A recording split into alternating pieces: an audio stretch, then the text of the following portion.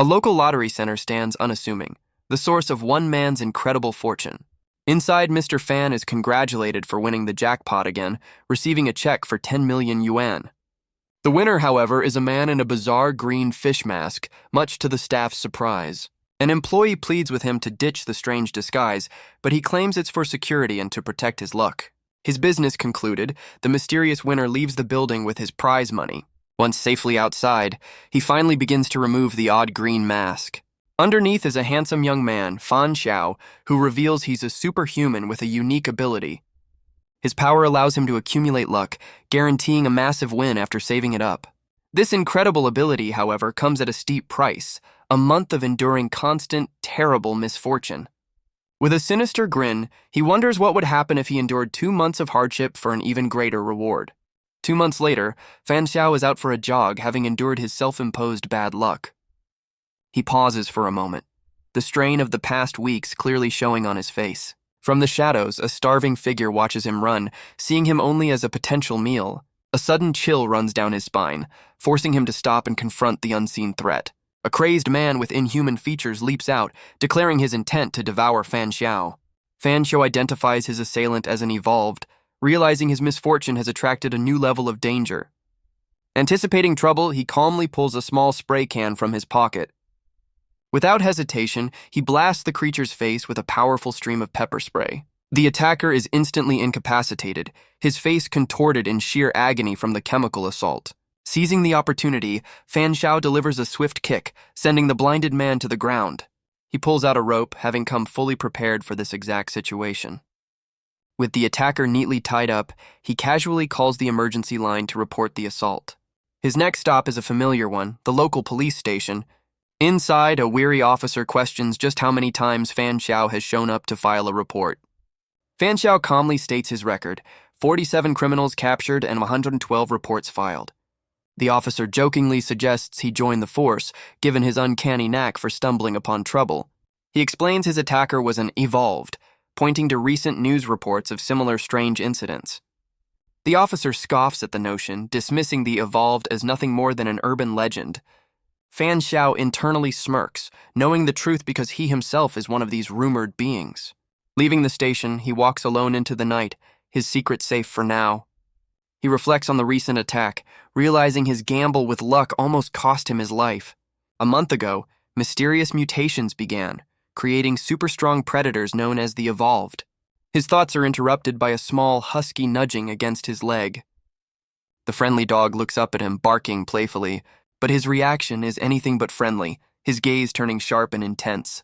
The husky immediately senses danger, its eyes widening in pure terror. He recognizes the dog as a neighbor's pet, breaking out in a cold sweat. A monstrous predatory urge surfaces, viewing the small animal as nothing but a meal. He fights back the terrifying impulse, stumbling away from the confused husky. Safely back in his apartment, he's left to contemplate his own monstrous transformation. Fan Xiao grapples with his insatiable hunger, a side effect of his transformation. He searches online for information about evolved individuals. His search yields no results, suggesting a cover-up. Fan Xiao fears succumbing to his primal instincts. He clenches his fist, determined to resist the monstrous urges.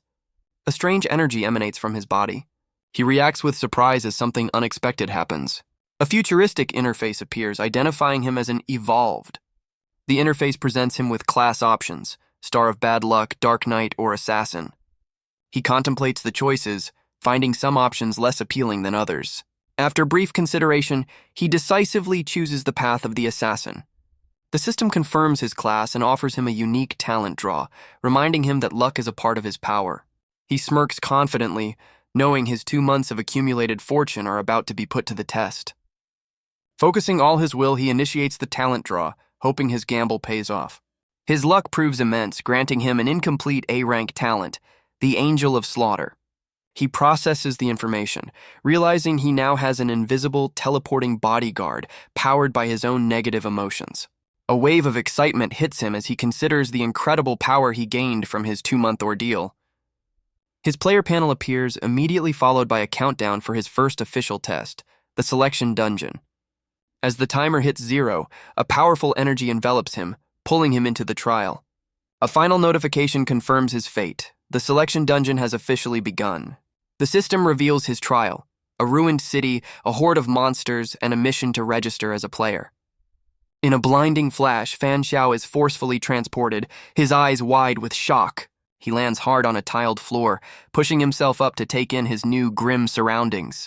He quickly realizes his self-defense kit is gone, a deliberate handicap to level the playing field. Looking up, he sees he's not alone, and that a group of strangers has been pulled into the trial with him. A man in a suit and a college student are already comparing notes, confirming they share the same mission. Fan Xiao silently observes the other participants, a motley crew of unwilling players. A hooded youth, a middle-aged man, and a frightened woman struggle to accept their new reality. He also spots two high school sisters, the older one comforting the younger while clutching a creepy doll. The middle-aged man immediately makes a move on the nervous woman, offering his protection. The woman recoils in terror, desperately trying to fend off the man's unwanted advances. In her panic, she stumbles backward and collapses onto the hard floor. She winces in pain, now completely vulnerable to the man's predatory gaze. The man's intentions are made disgustingly clear by his leering expression. Just as he's about to make his move, the hooded youth steps in, reminding him of their grim reality. The older sister interrupts the tense standoff, announcing that the safe period has officially begun. The shaken woman cautiously suggests they delay their departure, fearing the monsters might still be a threat. However, the college student counters her suggestion, revealing the mission's unspoken urgency. He explains that dwindling supplies and the vastness of the city create a race against time. The woman is taken aback, the full weight of their desperate situation finally dawning on her. The man in the suit concedes the point, realizing the urgency and agreeing they must act immediately. Convinced, the group of 8 survivors heads towards the warehouse exit, ready to face the unknown. Fan Xiao's attention is drawn to the younger sister's creepy doll, suspecting it might be a special game item. A chilling thought crosses his mind.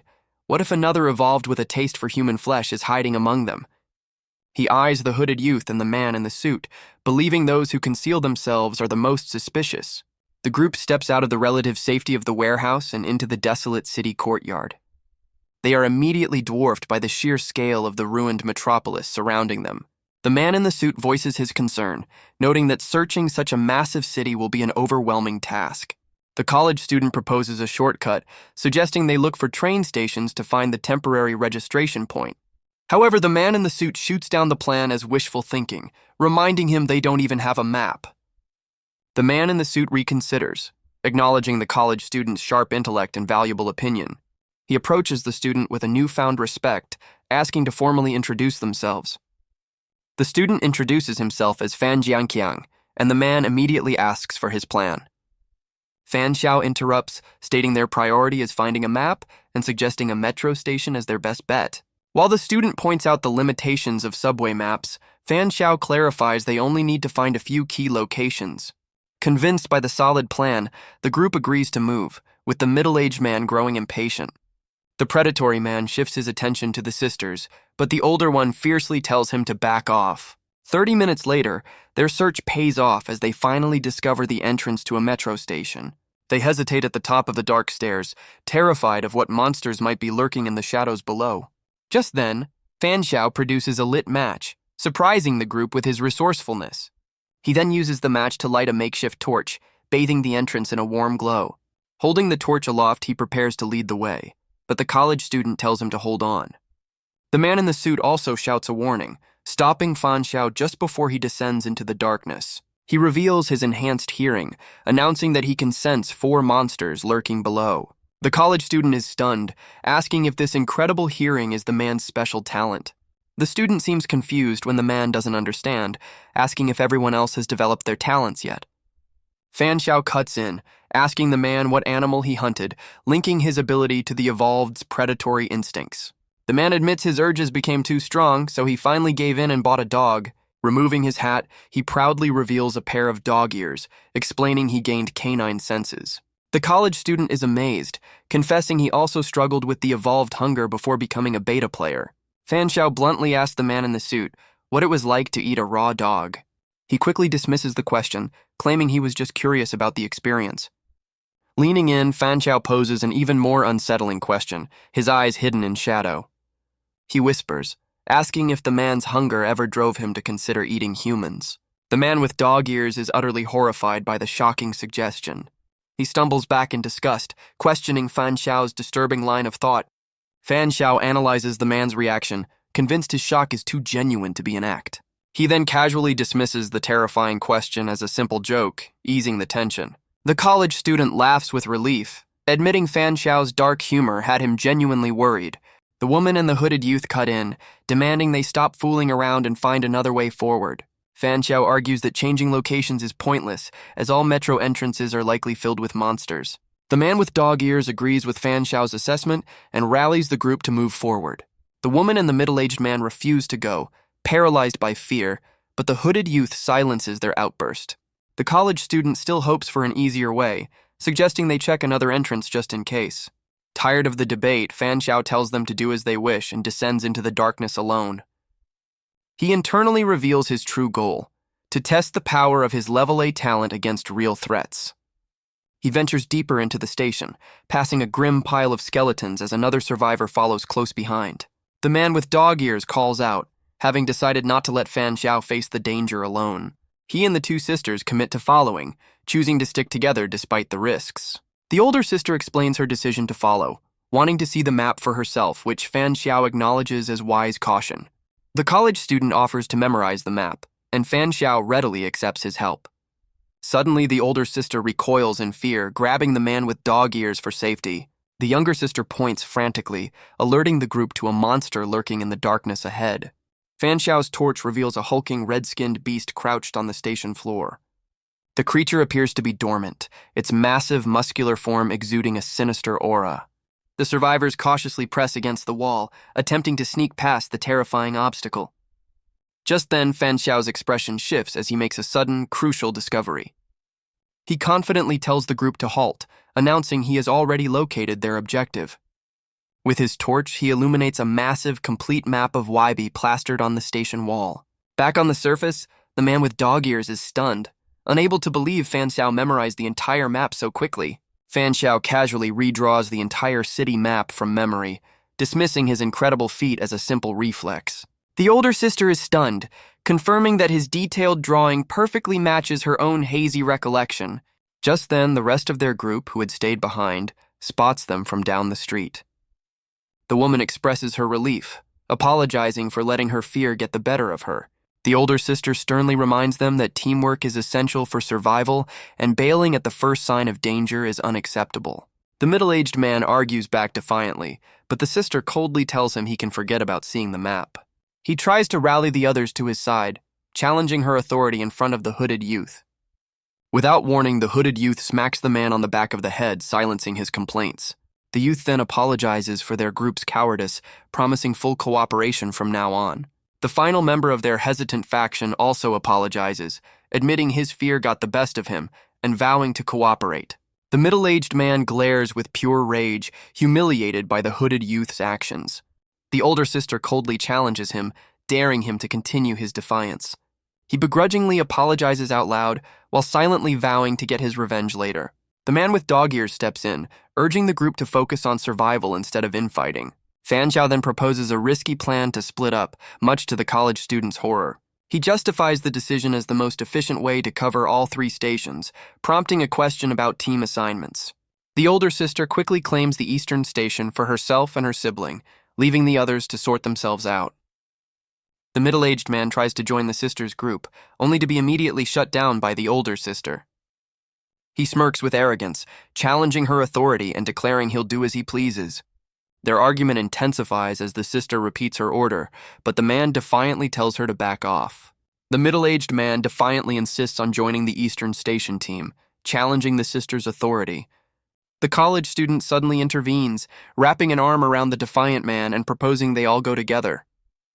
This unexpected move makes the middle-aged man deeply suspicious of the student's true motives. Fan Xiao hands over the map, explaining he has it memorized, and the college student expresses his trust in their new leader. The hooded youth steps in to finalize the plan, assigning himself and the man with dog ears as the other two team leaders. The woman with green hair chooses the northern station, and the other man from her original group agrees to join her. The college student eagerly confirms his partnership with Fan Xiao, who stoically agrees to depart. The newly formed teams separate, heading down the empty streets toward their assigned metro stations. As they walk, the middle-aged man's face is ominously obscured, hinting at his unspoken resentment. A close-up reveals his furious glare, confirming he is already plotting his revenge. The two sisters head toward their destination, the younger one relying on the older for comfort. Meanwhile, the middle-aged man imagines the sisters in a vulnerable and desperate state. He fumes over their defiance, seeing their separation as the perfect opportunity for payback. A sudden hand on his shoulder snaps him back to reality. He turns to find the college student, who questions his sinister intentions. The student then makes a surprising comment about the sisters' appeal. The man is confused by this, but the student's creepy smile tells him to drop the act. Revealing a chilling desire, the student suggests they are both predators eyeing the same prey. The older man is stunned to find a fellow cannibal, who confesses he's had to suppress his urges. However, the student's demeanor changes completely, smugly declaring his trap has been sprung. The middle-aged man reveals his desperation, explaining his insatiable hunger is why he insisted on following the sisters. The student elaborates on their curse, noting that cannibals lose their animal abilities but gain superior physical strength. He then boasts of having 5 abilities before losing them, shocking the older man who thought 3 was the maximum. The man recounts his own descent into madness after consuming animals, still doubting the student's claim. Their disturbing conversation is cut short, as the older sister stops in her tracks, having overheard everything. She stares in utter horror, realizing with dawning terror that the two men are cannibals. With their secret exposed, the student coldly proposes they divide the sisters between them, claiming the older one for himself. The older man transforms into a hulking brute, agreeing to the plan but adding a sinister condition. With glowing red eyes and a monstrous grin, he reveals his desire to torment their prey first. The older sister bravely stands her ground, trying to reason with the monstrous duo by warning them of the consequences. The monstrous man glares, momentarily taken aback by the sister's bold threat. The student calmly outlines their alibi, planning to frame a monster for whatever happens next. With a chilling smile, he dismisses her warning, certain no one will avenge 2 strangers. The older sister shoves her sibling to safety, preparing to face the 2 cannibals alone. She throws her glowing doll forward, commanding her terrified sister to escape. The brute mocks her bravery, winding up a massive punch to crush her defiance. In a flash, she summons a wall of sharp spikes from the ground, attempting to block his attack. His punch shatters her defense, sending a shockwave that throws her off balance. But her possessed doll latches onto the brute's shoulder, sinking its teeth into him. Staggering back, the older sister desperately screams for her sibling to run and find the others. The brute roars in fury, effortlessly shattering the possessed doll against his muscular chest. The older sister stares in abject terror, realizing her desperate gambit has failed. Before she can react, the monster closes the distance and violently grabs her by the neck. He lifts her off her feet with one hand, relishing her powerlessness. A sharp blade suddenly pierces the brute's chest, stopping his rampage instantly. He turns in stunned betrayal to find the college student was the one who launched the attack. The hulking man collapses to the pavement, defeated as the student watches impassively. The younger sister rushes to her sibling's side, helping her recover from the brutal assault. A system notification confirms the kill, but the student learns his victim had no loot to offer. The older sister realizes he was never an accomplice, just a predator extracting information from another. The older sister demands to know how he suspected the brute, explaining she kept quiet to avoid alerting their enemies. He calmly clarifies that without proof, everyone was a suspect, and a direct accusation would have been reckless. The mere thought of cannibalism disgusts the sisters, with the younger one turning away in revulsion. With the immediate threat neutralized, the student suggests a proper introduction is in order. The older sister introduces herself as Lu Xining and her younger sibling as Lu Baiji, extending a hand in greeting. He offers a name that a small pouting girl in a comedic cutaway immediately dismisses as fake. Back in the present, he confirms that splitting the group was a deliberate strategy to expose any hidden threats. The younger sister nervously asks if any other cannibals are lurking within their larger group. He affirms her fears, declaring their next targets are the hooded youth and the fragile girl, much to the sister's confusion. The student reveals his suspicion that one of that pair is also a cannibal, forcing the older sister to ask which one. The student admits his accusation is just a guess, stating they need to confirm the truth. Suddenly, the sound of frantic footsteps echoes through the desolate alleyway. The trio turns the corner, their attention immediately drawn to the source of the commotion. They find the hooded youth and the green-haired girl running towards them, seemingly relieved to see friendly faces. The student calmly observes their arrival as the green-haired girl desperately cries out about a human-devouring monster. In a shocking twist, the two survivors immediately point fingers, each accusing the other of being the cannibal. The student steps in, demanding proof from the feuding pair to substantiate their wild accusations. The hooded youth presents a fresh wound on his arm, claiming the girl attacked and bit him. The girl vehemently refutes his story, showing her own bite mark and insisting he is the real monster. Faced with conflicting stories and matching wounds, the student declares he will have to rely on his intuition to expose the liar. The older sister places her trust in the student's judgment, though her sibling expresses doubt about the hasty decision. With the two suspects before him, the student confidently announces he has made his choice. He points his weapon at the hooded youth, siding with the seemingly innocent green-haired girl. The hooded youth panics, desperately trying to convince the student that he's being deceived by the real monster. The student dismisses the youth's plea, as the green-haired girl smugly thanks him for his support. He leans in close, whispering words of reassurance to the blushing girl, who plays along with the act. In a stunning betrayal, the student and the older sister simultaneously attack both suspects, revealing their coordinated plan. The green-haired girl stares in utter shock at the blade that has just pierced her chest. She cries out in pain and fury, realizing too late that she walked right into their trap. The older sister questions his risky plan, but he coolly states he knew she understood his true intentions all along. The older sister reflects on his cleverness, realizing he trusted her to act without a word. With piercing blue eyes, the student challenges the wounded girl to reveal her true, monstrous form. Her face contorts in pure rage as her eyes glow a menacing red, her humanity slipping away. She transforms into a hulking beast, vowing to make them suffer before devouring them. The student immediately orders a retreat, realizing this new foe is far more powerful than the last. They sprint past their shocked companions, leading the enraged monster on a desperate chase through the streets. The chase continues through the ruined city, with explosions and chaos marking their path. As they flee, the older sister questions their destination, but he calmly assures her that help is on the way. He abruptly skids to a halt, having led them to a specific location he had in mind. A confident smirk spreads across his face as he announces they've reached their destination, springing his trap. The student mocks the monster's lack of subtlety, asking if she recognizes her surroundings. A flash of realization crosses the monster's face as she understands she's been led into a trap. He signals for silence as the silhouettes of other monsters emerge from the shadows, confirming his plan. A pack of red beasts immediately swarms the transformed girl, who furiously tries to fend them off. The older sister realizes his strategy was to use other monsters as a weapon, knowing they attack the slowest target. He watches the monster brawl, stating that the beasts will now have to fight amongst themselves to determine a winner. Deciding it's time to finish the fight, he channels crackling purple energy, preparing to unleash his own power. His talent is revealed as he summons a powerful demonic entity, the Angel of Slaughter. The summoned angel surveys the chaotic battle with glee, delighted by the sight of so many potential targets. With a wide grin, the student orders his powerful summon into the fight, eager to see the chaos unfold. The Angel of Slaughter dives towards the transformed girl, who looks up in absolute terror. The monster's rage turns to fear as the summoned angel smirks, clearly relishing the hunt. With effortless grace, the angel evades the beast's wild swing, which only manages to shred its own kind. In a flash of brutal speed, the monster is completely overwhelmed and dismantled by the angel's relentless assault. The onlookers are left speechless, their minds struggling to comprehend the sheer power they just witnessed. Her primary target eliminated, the angel redirects her deadly projectiles toward the beasts swarming her master. The remaining monsters charge at the student, completely unaware they are leaping to their doom. Finding the entire battle amusing, the angel appears behind the charging beasts, ready to play with her new toys. The two beasts are instantly obliterated, their forms dissolving before they can even reach their target.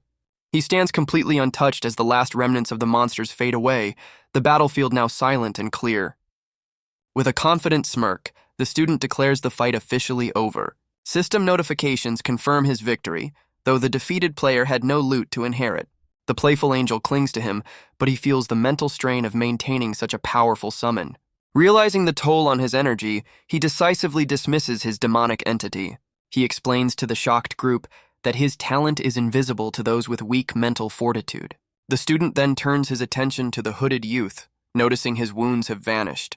The younger sister proudly reveals her C-class healing talent, capable of mending any injury almost instantly. In contrast, the older sister admits to having a low-rank manipulator talent, but her puppets are gone. She explains her talent's limitations and questions their next move, wondering if they should continue searching. He confidently takes the lead, revealing he already knows the location of the temporary station and plans to regroup. The group reflects on how a simple exploration game has devolved into a deadly battleground of betrayal. A cat-eared man thanks the student for exposing the traitors, then questions how they'll find the exit now. The student coolly announces he already has the answer, leaving the others completely stunned. He gestures to the defeated monsters and a pile of newspapers, revealing the clues he's gathered. The student explains the papers are from before the city's fall, allowing them to piece together the past. With a grim look, he offers them a choice between hearing the good news or the bad news first. The cat-eared man cautiously opts to hear the bad news, bracing himself for the worst. The student recaps what they've learned about the new monster species, highlighting their strengths and weaknesses. As the hooded youth offers his own analysis, the student cuts him off, pointing out a critical missing detail. He delivers the chilling revelation that the monsters are all human-shaped, shocking the sisters. He confirms with a chilling smirk that the monsters look human because they were once people. The group stares in horror at a fallen beast, the terrible truth of their origin sinking in. He reveals their internal organs are identical to humans, explaining why he performed a dissection earlier. The hooded youth redefines the situation not as an apocalypse, but as a terrifying evolution crisis. The student confirms their theory, stating the newspapers prove they are in a parallel world that faced a similar crisis. The newspaper clippings detail strange events, from mukbang trends to superhuman feats, hinting at this world's path to ruin. The hooded youth panics, fearing he is witnessing a preview of his own world's inevitable destruction. As the cat-eared man despairs over their future, the younger sister worries about more personal matters. He calmly advises them to see this not as a doomed fate, but as a valuable warning. The older sister looks at him intently, questioning the meaning behind his cryptic statement. He declares this dungeon is a vision of the future, and they are the key to changing its outcome. His words ignite hope in the others, who now see themselves as potential saviors destined to find the right evolutionary path. The older sister observes him, acknowledging that his arrogant confidence has a charismatic effect, successfully boosting their morale. When asked if that was the good news, the student playfully dismisses the idea with a wave of his hand. He then reveals the real good news with a sly grin, announcing he has deduced the location of the temporary station. The group is stunned by his claim, and he challenges them to solve the puzzle themselves using the clues he provided. The cat-eared man reasons that the most dangerous place would be where the most people were, listing several possibilities. Others chime in with their own theories, suggesting dark places like sewers or even a zoo. He praises the older sister for her guess, startling her and her sibling with his sudden approval. The older sister confidently narrows down the options to two likely locations, the zoo or the aquarium. The older sister reasons that the real danger lies with the dungeon boss who is guarding the exit. The hooded youth questions her reasoning, asking for the logic behind choosing the zoo or aquarium. The cat-eared man reframes the problem, stating they should focus on how humans became monsters, not just their location. He theorizes that the evolved beings mutated by consuming animals, eventually losing their sanity and form when they ran out of human prey. She connects this theory to her initial guess, identifying the zoo and aquarium as the prime locations for the boss's emergence. With a confident smirk, the student pulls out a newspaper and confirms the correct location is the aquarium. He reveals an old newspaper article detailing the first appearance of a man-eating monster at the city aquarium. The hooded youth realizes he was just testing them, but the student calmly suggests a backup plan in case his theory is wrong. The cat-eared man sighs, bracing himself for a difficult battle against the dungeon boss.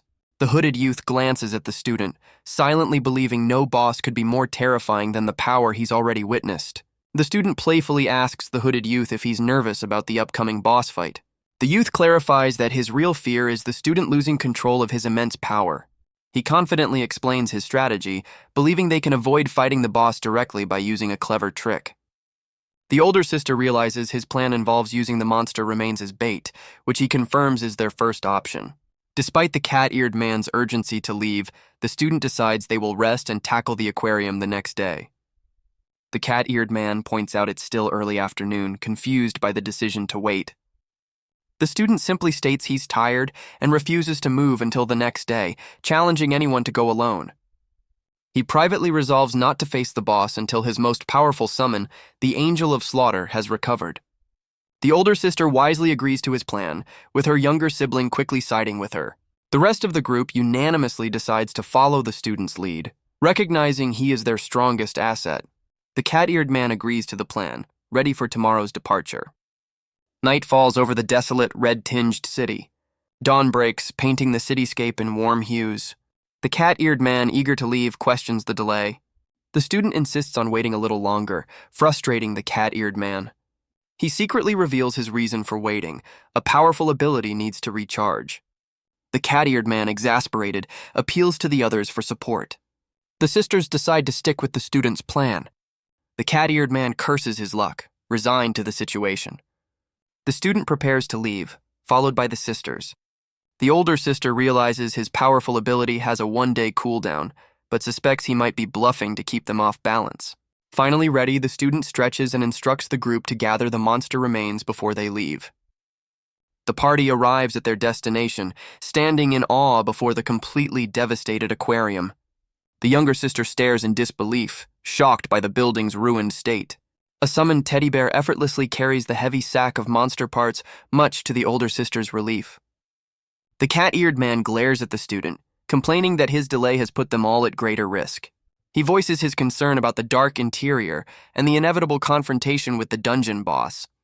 Unfazed, the student takes the lead, telling everyone to follow him inside to investigate. They cautiously proceed down a long, derelict corridor, noting how long it's been abandoned.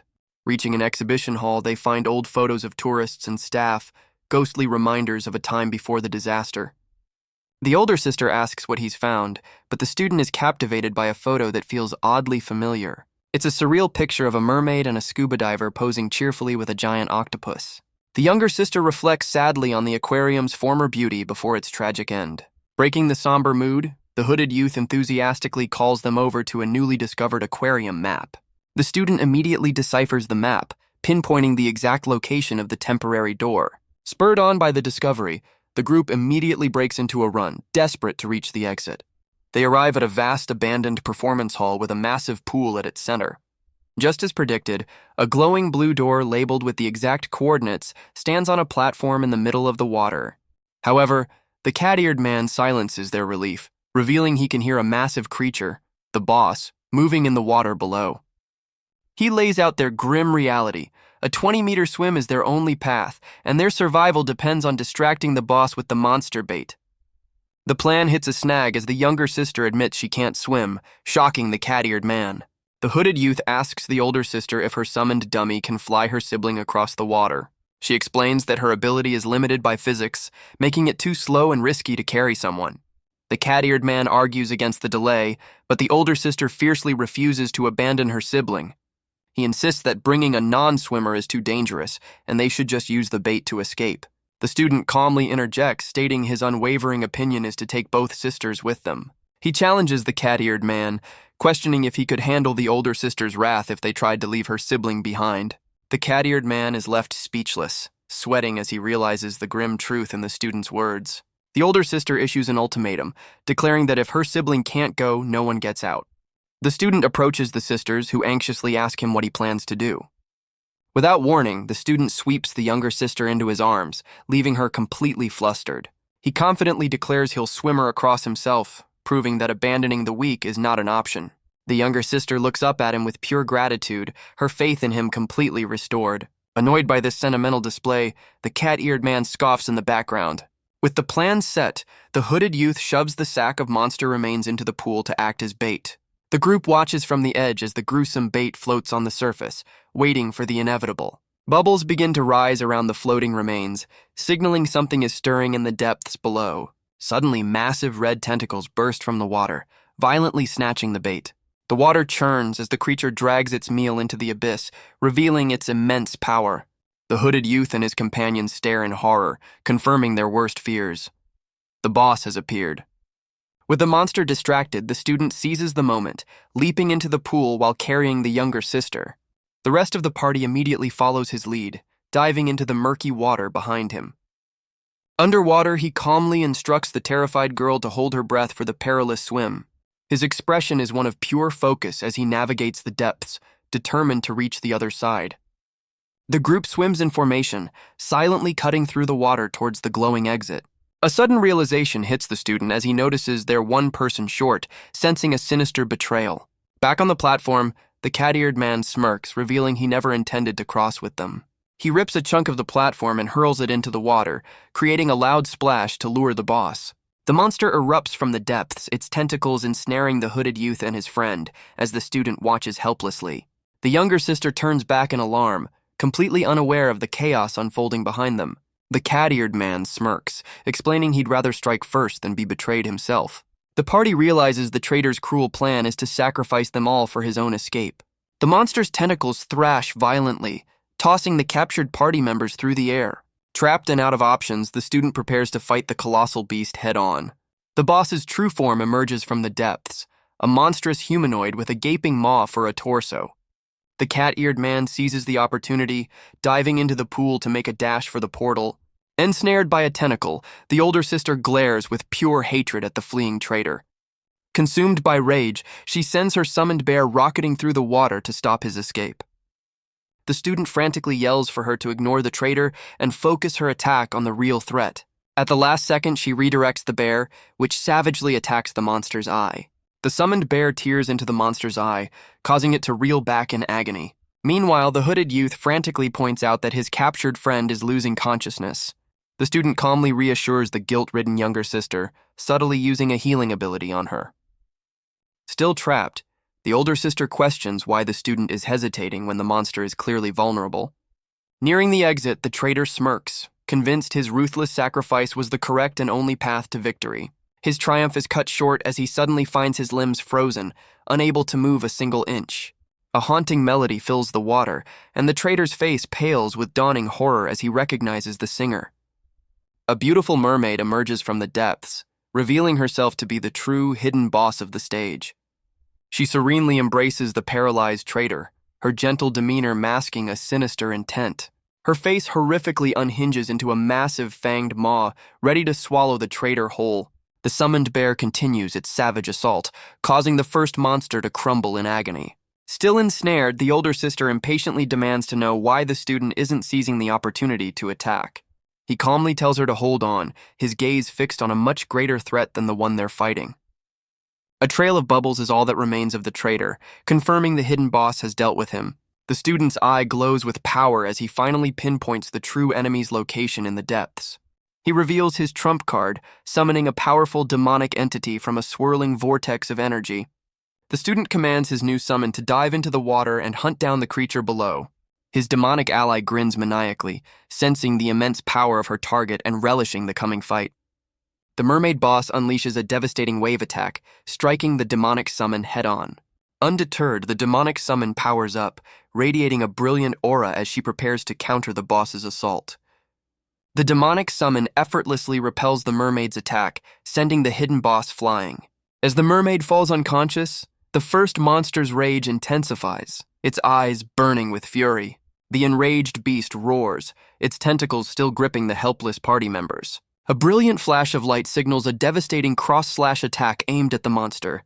The attack connects, tearing the monster apart and freeing its captives from its grasp. The student follows up with a decisive blow, plunging his fist deep into the monster's gaping maw. He holds his ground with grim determination as the beast's tentacles writhe in their death throes. His demonic ally gracefully evades the flying debris, moving to rejoin her master. The monster's maw erupts from within, impaled by an unseen force. With the monster defeated, the student stands victorious while his powerful summon kneels in deference. The party members float in the water, relieved that the nightmare is finally over. A system notification confirms their victory, promising an exclusive reward for the student. The student breathes a heavy sigh of relief, the weight of the battle finally lifting from his shoulders.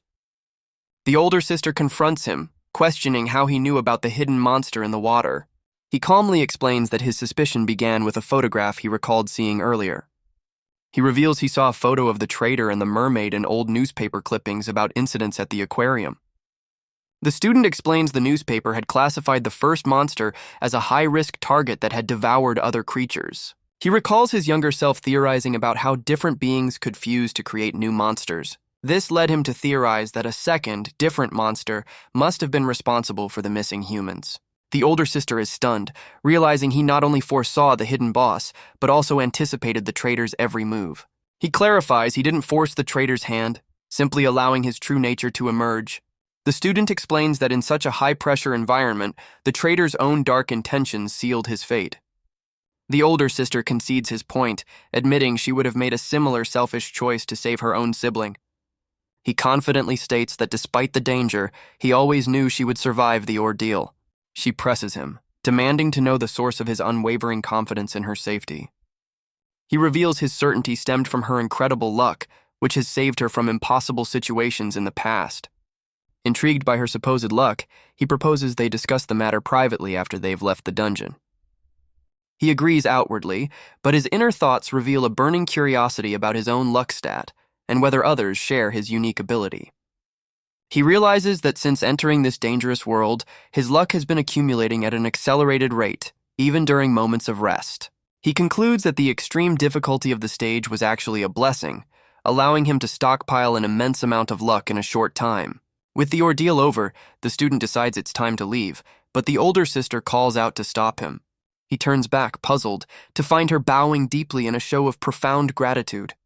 She formally thanks him for saving them, using the alias he'd given earlier. The other survivors join in with their thanks, prompting him to casually reveal his real name is Fan Xiao. The older sister steams with irritation, realizing he had been deceptive about even his own name. As they walk towards the exit, the others recall his heroic past from news reports, which he humbly dismisses as habit. She silently reflects on his terrifying intellect, concluding it's a good thing he's on their side. The hooded youth cheekily asks for Fan Xiao's number, playfully claiming it's for his flustered sister. Annoyed, she drags her brother away, scolding him for using her as an excuse as they wave their goodbyes. The remaining party members look on, admitting their mix of jealousy and fear towards Fan Xiao's overwhelming competence. Fan Xiao waves goodbye, stepping through the exit portal as a system message confirms he is now an official player. The system explains the player hierarchy, classifying them as human, half-human, or human devourer. Having avoided any monstrous fusions, he's designated a pure human player and instantly transported back to his apartment. He checks his device, discovering the grueling ordeal took only 4 hours of real-world time due to the dungeon's compressed timeline. With a relieved smile, he realizes his unnatural craving for meat has completely disappeared, a sign of his internal struggle ending. His performance earns him an S-rank evaluation, showering him with a massive haul of rewards including potions, an elixir, and game currency. A special notification reveals his prize for defeating the hidden boss, a unique grade D item named the Anemic Earring. He curiously examines the reward, puzzled by the item's peculiar name as he prepares to claim his prize. The earring materializes, its lore telling a tale of a vampire's gift that bestowed immense power upon a young woman. Its description reveals a terrifying ability, the power to forge weapons from his own blood and control the blood of his enemies. He feels the power of the earring coursing through him, realizing he can now weaponize his own blood within a 50-meter radius. Without hesitation, he consumes an evolution potion from his rewards, eager to test its effects. Crushing the empty vials, he feels a surge of power, now confident he can handle any monster that comes his way. A system notification confirms his level up to E, granting him a rare chance to upgrade his unique talent. He smirks, pleased that the potions and level up boosted his evolution rate and unlocked an upgrade for his Angel of Slaughter talent. Just as he's processing his new power, his phone buzzes with a call from an unknown number. He answers, wondering if it's the older sister he just met or a new challenge from the game. The caller reveals herself to be Lu Xining, the older sister, who is called to thank him once more. On the other end of the line, a flustered Lu Xining is being prodded by her younger sister, making the call's true purpose unclear. Cutting to the chase, she reminds him of his earlier curiosity about her sister's incredible luck. Lu Xining presses him for details about her sister's supposed incredible luck. He realizes he must take this seriously, as another person with a luck-based ability could exist. She explains that since her sister's birth, their family prospered, and she's always been the sole survivor of deadly incidents. The younger sister, embarrassed, insists that Lu Xining is exaggerating the stories. He dismisses her claims as mere supposition without system proof, leaving Lu Xining confused. Fan Xiao plays it off, internally disappointed that her luck isn't a confirmed stat like his own. Changing tactics, Lu Shining probes him about his own talent, guessing it might be air manipulation. He coolly calls her bluff, refusing to talk if her only goal is to gather intel on him. She quickly pivots, proposing they team up for the next challenge by using their time train tickets simultaneously. Lu Shining grits her teeth in frustration, realizing he's too clever to trust them easily. Lu Shining reveals their matching Crazy Zoo tickets, while Fan Xiao lays out his 3 different mission passes. She's shocked he received 3 tickets, prompting them to compare their S and B rank evaluations and rewards. Seeing their shared destination, she proposes an alliance but asks for a few days to prepare some special dummies. Fan Xiao coolly agrees to the delay, ending the call after confirming their future contact. He considers her offer, realizing that teaming up with a healer and a reliable fighter is a strategically sound move. With his first mission wrapped up, he shifts his focus to upgrading his powerful Angel of Slaughter talent. The system confirms the upgrade, granting his talent the new Anger ability, which bypasses all defenses to strike any living target. He reflects on the talent's evolution, deciding its new form and power deserve a more fitting name. The next day, he sits at his desk, diligently sketching with a pen. He proudly holds up a perfect portrait, impressed by his own flawless drawing ability. Fan Xiao calmly sits in his apartment, sensing the arrival of his uninvited guests at the door. 3 official-looking figures enter, their presence filling the small space as they confront him. The lead investigator notes Fan Xiao's lack of surprise, correctly guessing he was expecting them. Fan Xiao coolly explains their visit was inevitable since the recent incident involved an evolved individual. A female agent scoffs at his claim, dismissing the existence of evolved beings as mere internet rumors. With a chilling smirk, he drops a bombshell, revealing that he himself is one of the evolved. He directly hands them the portraits of the human devourers he eliminated during his mission to become a player. The agents are stunned by the professional quality of his drawings, realizing they can be used as evidence. The man in charge introduces himself as Du Ruo from the Special Affairs Agency, handing over his credentials. Du Ruo clarifies they are a newly formed government department created to handle these supernatural cases. Du Ruo reveals their agency's purpose is to manage the evolved, players, and everything related to the evolution game. The agents confirm the human devourer from the previous night is in custody before asking Fan Xiao about his player status. Fan Xiao rolls up his sleeve to show his player ID, coolly identifying himself as a white name player. When questioned about his mission companions, he refuses to betray their identities, citing the bond they forged. Du Ruo smirks at his defiance, warning him that the Special Affairs Agency is more formidable than he thinks. The agent's tone turns serious, explaining how players will inevitably reshape the world's social and political landscape. He extends an official invitation to join the agency, highlighting the strategic advantages of state support. Fan Xiao thoughtfully considers the offer, weighing the benefits of being a lone wolf versus an agent of the state. Du Ruo slides a business card toward him, providing a direct line should he choose to accept their proposal. As they leave, the agent explains the card also grants access to a private information network, leaving Fan Xiao with a crucial decision. As the agents depart, the female operative confirms his identity with her Eye of Truth talent, though she doubts his pride will let him join. Du Ruo devises a backup plan, deciding to investigate Fan Xiao's next mission if he refuses to join them officially. With their meeting over, Du Ruo gives the order for the hidden tactical teams to withdraw from the area. It's revealed that a sniper had been positioned on an adjacent rooftop, monitoring the entire encounter. The sniper receives the command to stand down, lowering his weapon as the operation is officially cancelled. Back in his apartment, a demonic figure with wings and horns suddenly materializes before Fan Xiao. This is Fan Qi, the manifestation of his talent, who expresses her disappointment at not being unleashed on the agents. She drapes herself over him, questioning his restraint, but he calmly tells his talent that violence isn't always the answer. Fan Qi pouts, visibly annoyed that she was denied the chance to fight. Fan Xiao simply smiles and holds up his mission ticket, declaring it's time to prepare for their next challenge. He reviews the mission details, noting the strict rules against bringing firearms. Fan Qi blushes with delight, thrilled by his focused attention on their upcoming mission. Later that night, Fan Xiao relocates to a deserted city rooftop to test his new powers. He lands softly on the concrete, having just completed a short experimental flight. With Fan Qi hovering nearby, he laments that her current power only allows for a brief 10-meter flight. She proudly brandishes her scythe as he acknowledges its lethal potential for both offense and defense. Having completed his tests, he dismisses his talent, sending her away to rest. Now confident in his abilities, he decides it's time to begin the next challenge at the Fortune Hotel. The ticket ignites in his hand, transforming as a system notification announces the train's imminent arrival. Arriving at a temporary station, he realizes this mission's entry point is far more public than the last. He's taken aback to find Du-ruo from the Special Affairs Agency, waiting on the same platform. Du-ruo greets him with a friendly smile, claiming he was simply curious to experience a mission firsthand. Fan Xiao remains unconvinced, his expression hardening as he doubts their meeting is a mere coincidence. He learns that this is Du-ruo's third mission, a fact that does little to ease his suspicion.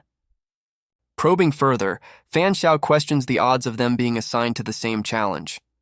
The agent dismisses the possibility, explaining the station connects to numerous different challenges, making a shared destination unlikely. Shifting topics, Fan Xiao inquires about the agency's ticket exchange, which Du-ruo reveals is a high-risk venture for outsiders. When asked about the agency's numbers, Du-ruo dangles the information as a reward for joining, but Fan Xiao remains non-committal. An official announcement breaks the tension, revealing their shared destination is the ominous-sounding Fairy Tale City. As the train arrives, the system outlines the rules of travel, emphasizing that wealthy players receive preferential treatment.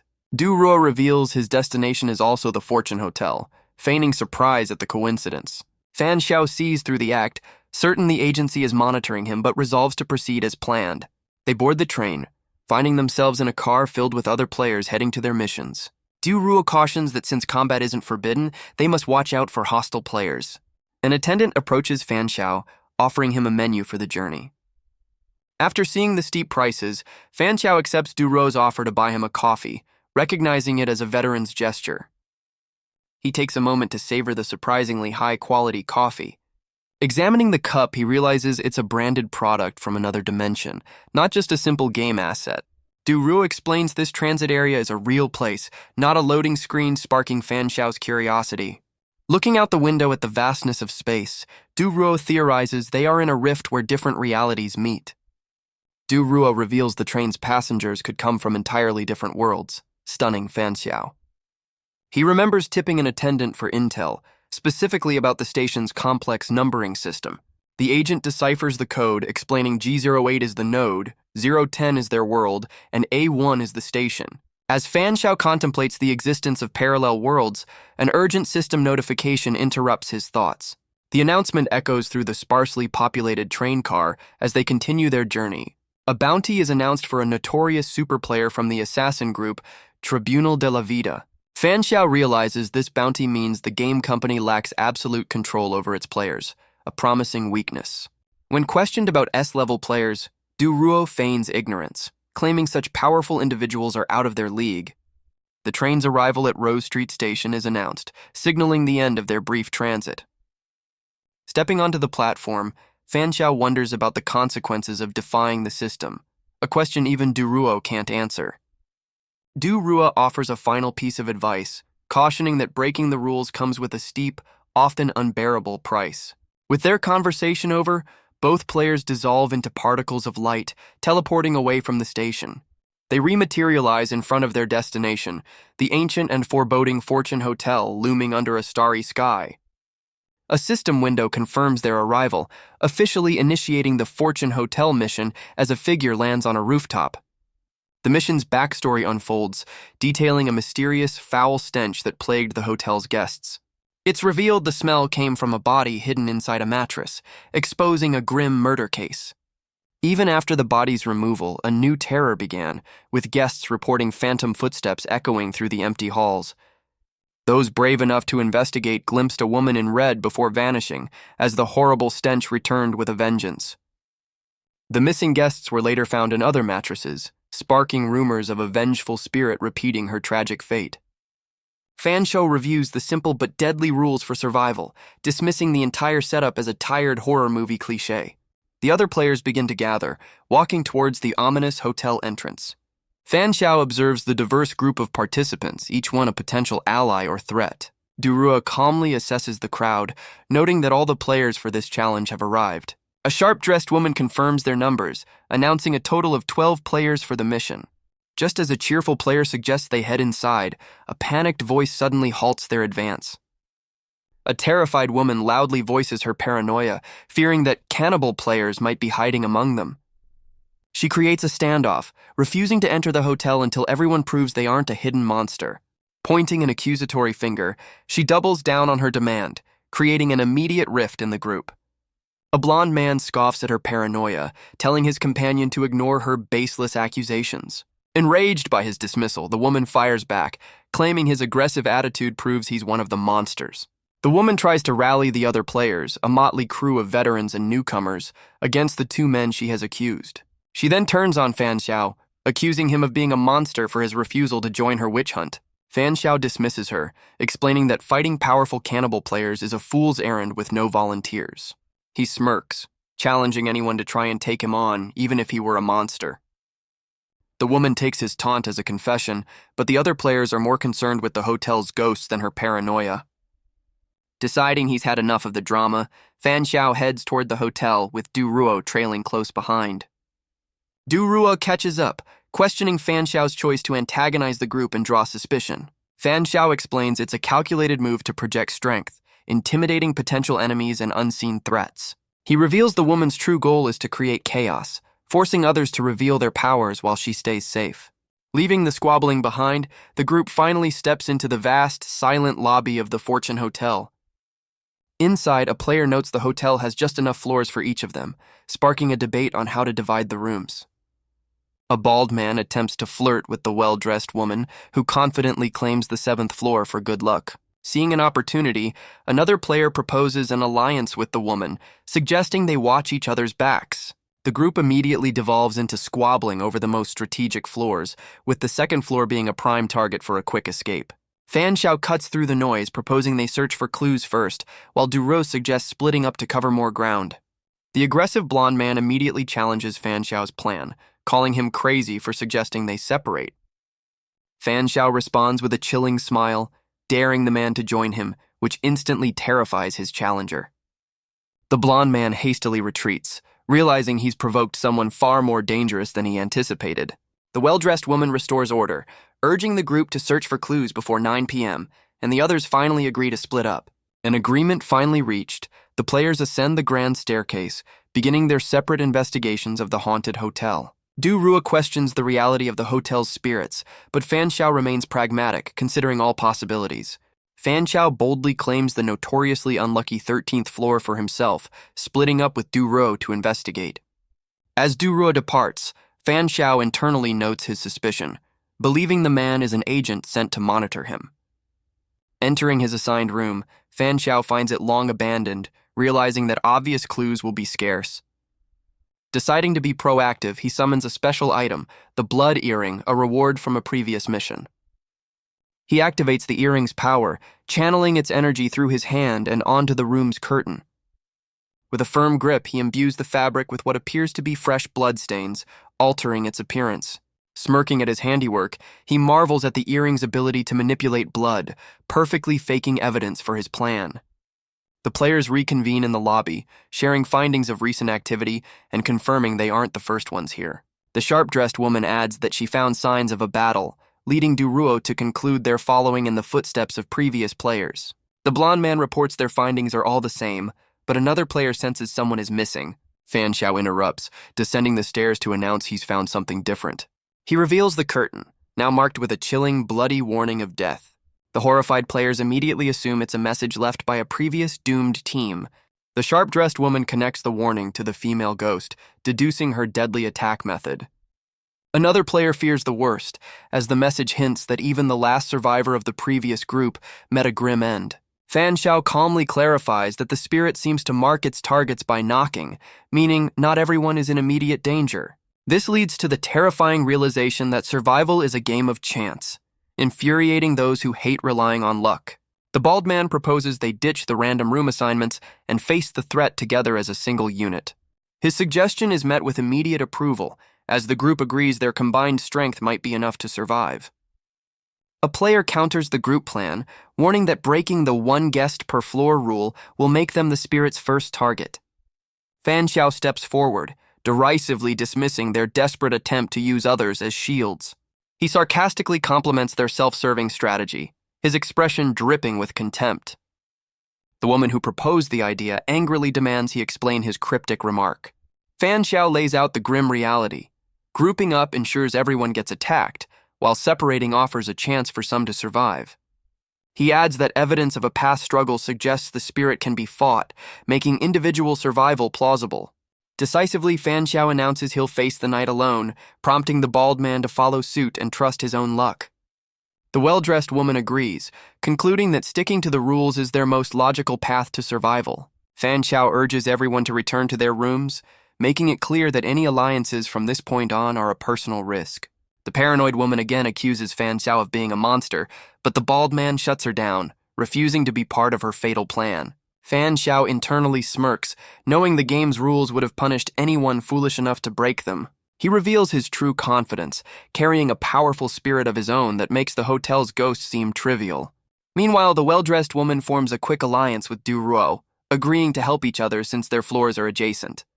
Another player quickly joins their pact, suggesting they also watch each other's backs on their consecutive floors. A third player eagerly joins the group, choosing a nearby floor to be part of their mutual protection plan. The new alliance solidifies, believing that cooperation is their best chance for survival. Watching from a distance, Fan Xiao mentally dismisses the newly formed group as mostly harmless.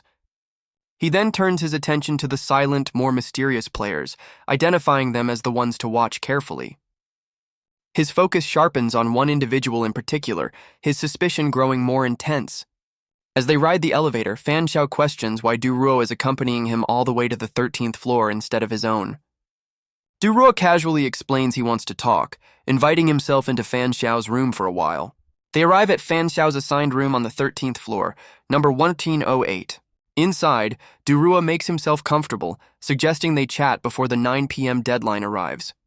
Fan Xiao sarcastically calls out Du Ruo's poor manners for entering and sitting on his bed without permission. Du Ruo gets straight to the point, asking if Fan Xiao's earlier comments about a cannibal player were a deliberate trap. Fan Xiao admits he was merely fishing for a reaction, though he didn't necessarily expect anyone to take the bait. He then shares his suspicions, identifying the kid-faced player, the tattooed man, and the bald man as potential threats. Fan Xiao reasons that the others are too expressive, while the quiet ones are the most likely to be hiding something sinister. Du Ruo dismisses the theory, revealing he came to discuss a more important matter. He then looks Fan Xiao dead in the eye, directly asking if he faked the blood on the curtain. Fan Xiao counters, asking if Du Ruo is secretly the evil spirit, pointing out the danger he'd be in if that were true. He quickly dismisses the tension with a laugh, claiming he trusts Du Ruo as an official who wouldn't harm innocents. Internally, however, Fan Xiao calculates he could eliminate Du Ruo instantly if needed, revealing his friendly demeanor as a facade. Du Ruo remains unfazed, finding the theory amusing and confidently denying he's the spirit, challenging Fan Xiao to prove otherwise. Fan Xiao concedes the point and openly admits the bloody curtain was a deliberate trap to expose a hidden enemy. He explains he invented new rules for the ghost, knocking before an attack, to layer on top of the game's original lore. A simple diagram illustrates the difference between the game's actual mechanics and the deadly new rules Fan Xiao fabricated. He reveals his strategy.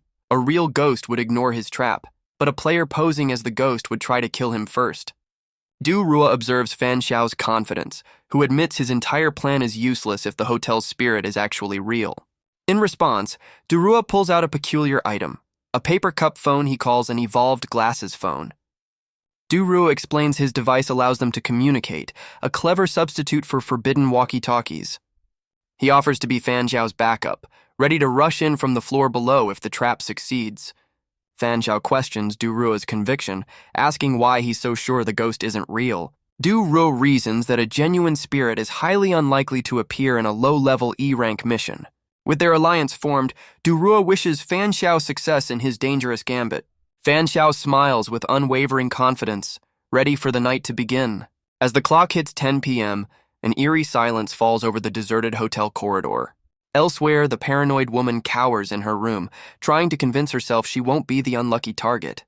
Her worst fears are realized as a terrifying knock echoes through her room, signaling the spirit's arrival. She desperately holds the door, believing her only chance of survival is to keep the entity from entering. Her eyes widen in pure horror as she realizes the knocking wasn't at the door. A ghastly spirit with glowing red eyes descends from the ceiling, its face inches from hers. A blood-curdling scream echoes through the room as the entity lunges at its terrified victim. Meanwhile, the well-dressed woman is startled by a knock on her own door. She remains composed, her sharp gaze fixed on the entrance, ready for a confrontation. The next morning, the sun rises over the seemingly peaceful, auspicious hotel. Duruo casually reports a quiet night, yawning as if he hadn't a care in the world. He speculates the ghost is real, but Fan Xiao reminds him that their survival doesn't guarantee everyone else's. The two head to the elevator, determined to discover the fate of the other guests. Arriving in the lobby, they find a few survivors already gathered, looking just as curious. The kid-faced player approaches them, asking if anyone else is missing from the group. Another player notes the absence of the three-person alliance that had formed the previous day. The well-dressed woman expresses her concern, speculating that the missing players met a terrible fate. Suddenly, the bald man bursts in, frantically declaring that he had his own near-death experience last night. He furiously confronts his allies, demanding to know why they ignored his signal for help when the spirit attacked. The woman and the kid-faced player both reveal that they also received a knock on their doors. The bald man dismisses their claims as lies, yelling that their so-called alliance is worse than having no help at all. The woman calmly clarifies that her door was knocked on first, and she hesitated to respond to his later signal, suspecting a trap. He rejects her explanation as a cowardly excuse, insisting she should have come to his aid no matter the risk. The kid-faced player turns the accusation back on the bald man, calling him a coward for wasting a support call over a mere knock. Fan Xiao calmly interjects, confirming that everyone experienced the spirit's knock last night. The players connect the knocking to the bloody curtain's warning, believing the spirit's existence is now proven. Gaining everyone's attention, Fan Xiao prepares to make a startling confession. He smirks, proudly announcing that the entire bloody curtain clue was a fabrication he created. The other survivors are left speechless, their faces a mixture of shock and disbelief. The group recoils, demanding to know the purpose behind his reckless and manipulative plan. Fan Xiao reveals his trap was designed to test one simple thing: the authenticity of the hotel's ghost. He declares his experiment a success, concluding there is no actual spirit since it followed his fake rules.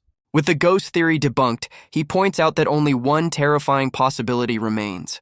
He reveals the true threat. A player among them is secretly an imposter, tasked with hunting them all down. The players erupt into a frenzy of denial, each insisting they couldn't be the imposter since they also heard the knock. The kid-faced player turns on Fan Xiao, accusing him of being the killer for orchestrating the entire chaotic situation. Fan Xiao coolly dismantles the accusation, pointing out the flaw in his logic and leaving his accuser speechless. Duruo lightens the mood, pushing Fan Xiao forward and declaring that while everyone is a suspect, their enemy is confirmed to be human. He continues his explanation, comparing their deadly game to a familiar round of Mafia, but with a unique twist. Fan Xiao clarifies that unlike a supernatural entity, a human opponent is far less intimidating once their nature is known. The other players quickly agree, their fear turning to confidence now that they believe they're facing a mortal foe. Fan Xiao suggests checking on the missing players, but the bald man dismisses the idea, certain they're already dead. With a sinister grin, Fan Xiao reminds them of the killer's gruesome habit, asking if they fancy sleeping on a hidden body. His chilling words send a wave of horror and disgust through the remaining survivors. Fan Xiao dangles more clues, telling a frustrated Duruo he'll only reveal them after they find the bodies. The other survivors reluctantly agree to search, unnerved by the thought of sharing a room with a hidden victim. With his ultimatum delivered, Fan Xiao confidently walks away, leaving the others to follow his lead. Duruo watches him leave, intrigued and wondering about the true depth of the young man's scheme. During the search, a sudden thump from the floor above alerts one of the players to a potential disturbance. Fan Xiao grows weary after searching numerous rooms, just as a strange rocking sound draws his attention. His focus instantly sharpens as he turns toward the source of the noise, his expression intense. He confronts Duruo, who has just used a mysterious, glowing item on a nearby door handle. Duruo grins smugly, clearly proud of the secret gadget he's just revealed. He explains his E-rank item is a special handle that completely soundproofs any room it's attached to. Fan Xiao confronts the bald man, deducing he's the imposter who eliminated the other three players. The killer confesses to one murder, revealing the other two were eliminated by the game for breaking the rules. Fan Xiao calmly questions why the killer didn't target him during the previous night's attack. The man explains an item calculated his win probability, and Fan Xiao was too risky a target at only 52%. With a confident smirk, Fan Xiao challenges the killer's decision to attack now and asks how he'll hide his identity. The killer reveals Fan Xiao's cleverness forced his hand, and with new items, his win rate has jumped to 68%. He clenches his fist, declaring he only needs 2 more victims to complete his mission. Fan Xiao mockingly points out the killer's mistake of revealing his entire plan just to gloat. Suddenly, a strange purple energy surrounds Fan Xiao, catching him completely off guard.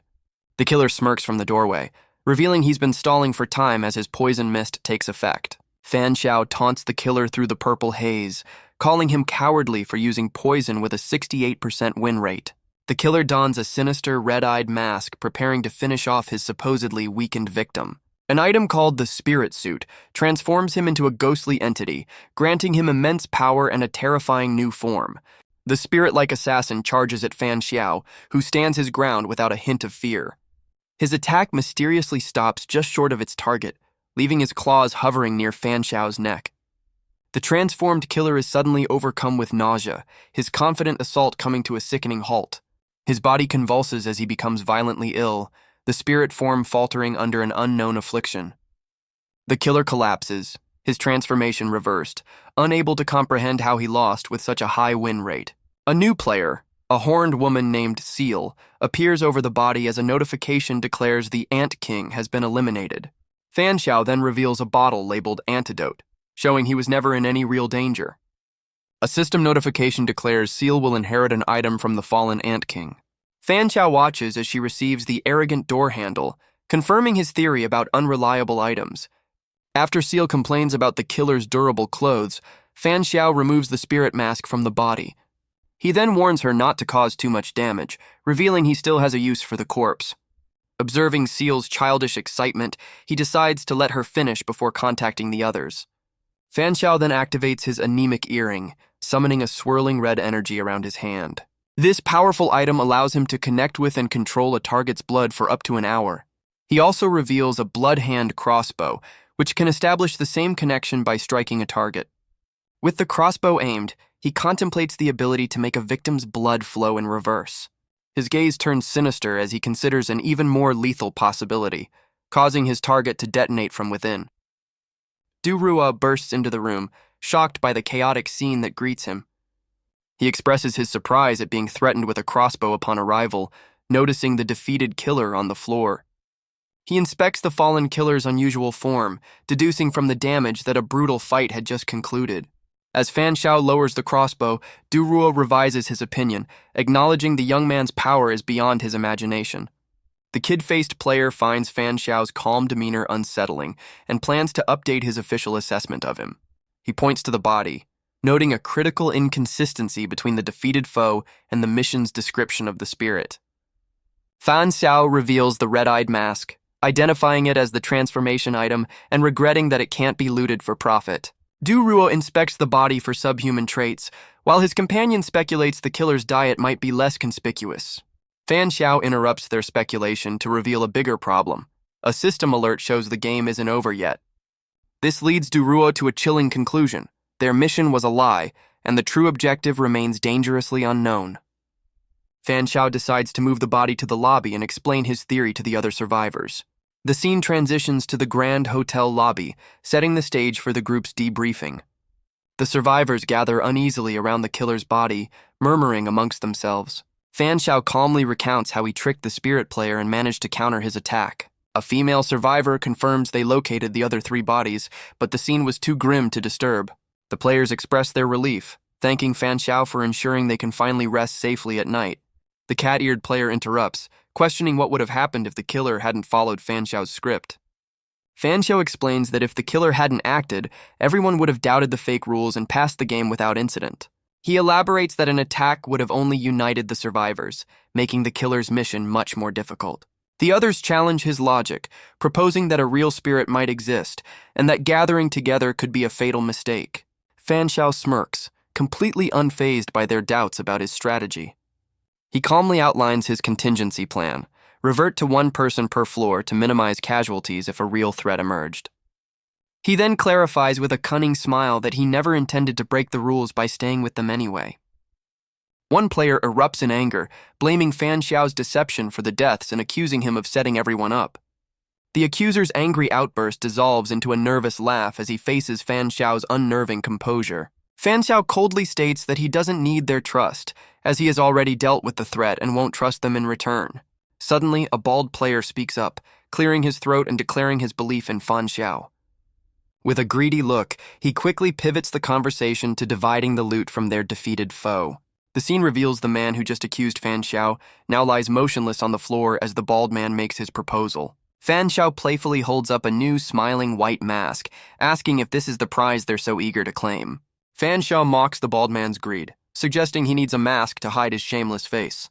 The bald man retaliates, attempting to turn the other survivors against Fan Xiao by painting him as the new villain. Another player steps in to mediate, urging everyone to remain calm and not jump to conclusions.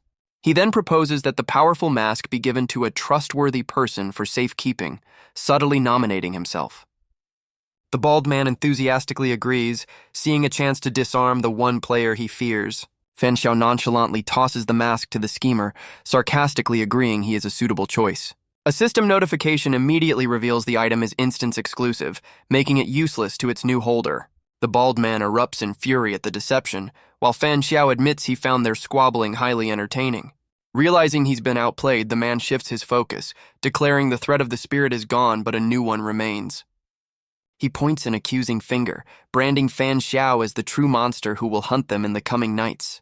The schemer proposes they unite to eliminate the real monsters, turning the group's focus to a new internal threat.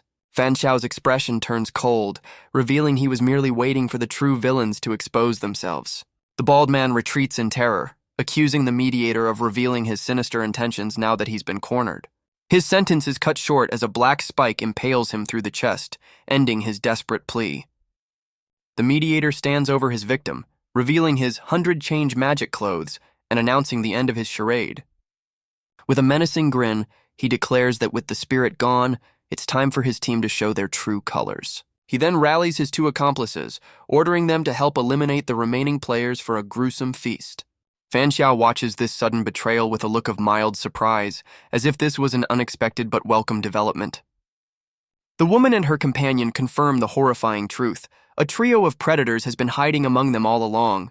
Durua asks if Fan Xiao knew about the alliance, but he clarifies he only confirmed the mediator's identity the previous night.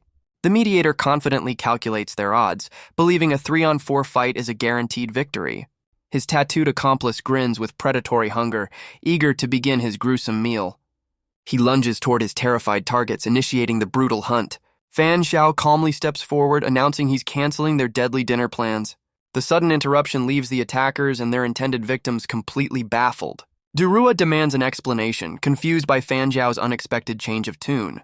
With a smirk, Fan Xiao reveals his player ID, identifying himself as a non-hostile white name player.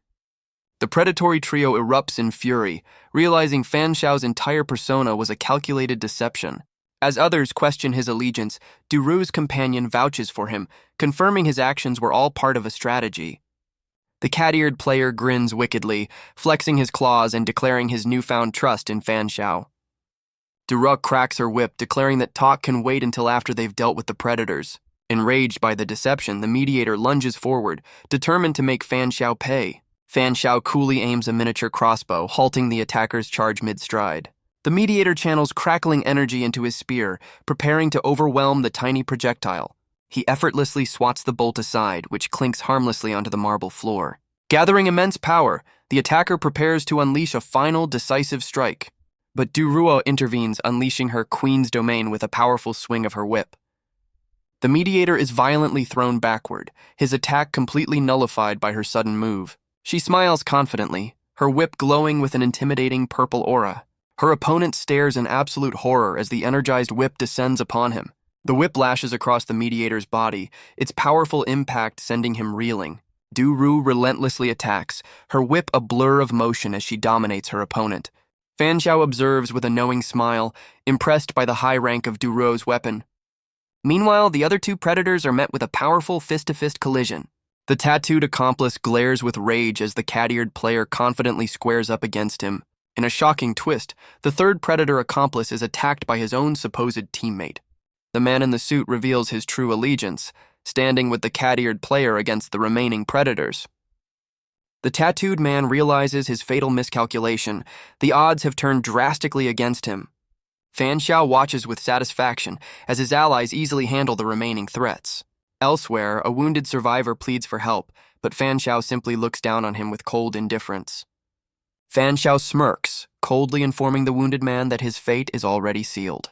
He then produces a dagger, explaining it's better to secure the man's items than let the enemy inherit them. The helpless survivor begs for his life, realizing Fan Xiao's merciless intentions. After the deed is done, Fan Xiao stands over the body, ironically vowing to avenge him. Durua confronts him in disbelief, but he calmly justifies his actions as a necessary evil for the group's survival. She is left stunned and horrified by his cold, calculating pragmatism. Meanwhile, the tattooed predator sits defeated on the floor, having been completely overpowered. The man in the suit mocks his opponent's weakness, offering a chance to surrender and live. The tattooed man's eyes burn with fury, utterly humiliated by the proposition. Rejecting the offer, he unleashes a monstrous transformation, preparing for one last, desperate stand. The transformed predator lunges at the man in the suit, targeting him first in his rage. The man in the suit activates a pair of enchanted shoes, making a swift escape from the monster's charge. With a sinister grin, the monster prepares to launch his weapon, undeterred by his target's speed. He hurls his weapon with incredible force, striking the fleeing man and stopping him in his tracks. The monster mocks the quality of his victim's escape item, smugly claiming it as his own. Fan Xiao calmly observes the fight, identifying the perfect moment to strike now that the monster is disarmed. He channels a strange red energy, forming 3 glowing projectiles aimed at the distracted foe. The energy arrows fly true, embedding themselves in the monster's back with a flash of red light. Stunned by the unexpected attack from behind, the monster whirls around in confusion. He touches the impact point, noticing the attack caused no pain but left a mysterious, glowing mark on his chest. The monster clutches his chest, confused and panicked by the strange, painless energy coursing through him. He turns to see Fan Xiao standing casually nearby, a knowing smile on his face. His eyes widen in furious realization, identifying Fan Xiao as the source of the mysterious attack. Fan Xiao simply smirks, enjoying the monster's dawning horror as his plan comes to fruition. The monster suddenly erupts in a flash of light, his inherited item being sealed and claimed by Fan Xiao. The sudden defeat of the monster shocks the injured man in the suit, who turns to stare at the commotion.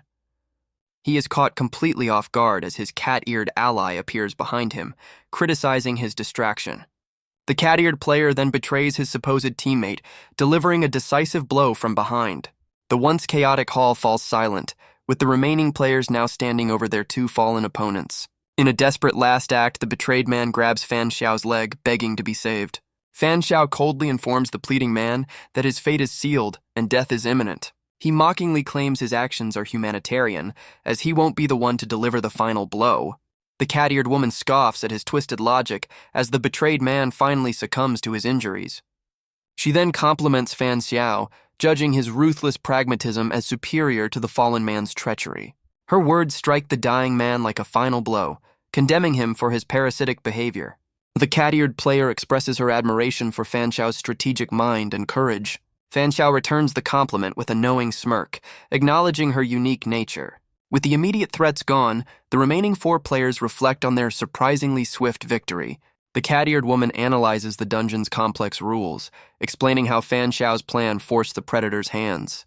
Her ally praises Fan Xiao's brilliant strategy, and Fan Xiao humbly accepts the credit for their success. The cat-eared woman formally introduces herself as Yan Kenning, a self-proclaimed businesswoman. Her allies follow suit, revealing their names to be Xu Yao and Du Ruo. Fan Xiao cheekily gives a fake name, earning him irritated looks from the others. Yan Kenning playfully chides him, suggesting such stinginess could lead to missed opportunities. He casually corrects himself, revealing his real name as Fan Xiao from Sector 010. Surprisingly, both Yan Kenning and Du Ruo announce they are also from Sector 010, calling it a fated meeting. Xu Yao calmly clarifies that such encounters are statistically common for players from the same sector. He then pivots the conversation, asking if they are familiar with the Special Affairs Bureau. Xu Yao explains it's a new government agency created to manage player incidents and provide support. He extends a recruitment offer, presenting a card with the Bureau's contact information for after the dungeon. Yan Kenning accepts the card, suggesting they stay in touch for future dungeons. Fan Xiao wonders if their work is done, but Xu Yao explains the main threat is permanently neutralized. He concludes they only need to survive for 2 more days to complete the instance. 2 days pass and the survivors find themselves back at the time-space train station. A system notification confirms the successful completion of the auspicious hotel dungeon. The system reveals the dungeon evaluations, with Fan Xiao earning an impressive A rank and Zhu Yao a B rank.